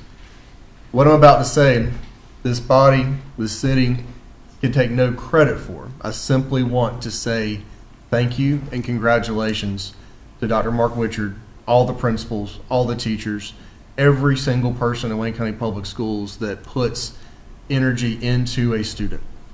Being able to exit the low-performing school district status and having 6 schools exiting low-performing status, having multiple schools increasing a full letter grade in a single year.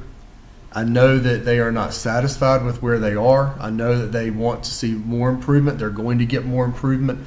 But I just simply want to say thank you to those school board members who answer so many of my phone calls when the questions come up, to Dr. Wichard, who answers the phone calls consistently about just various ways that we can partner, whether it's on a Parks and Recreation thing or whatever it happens to be.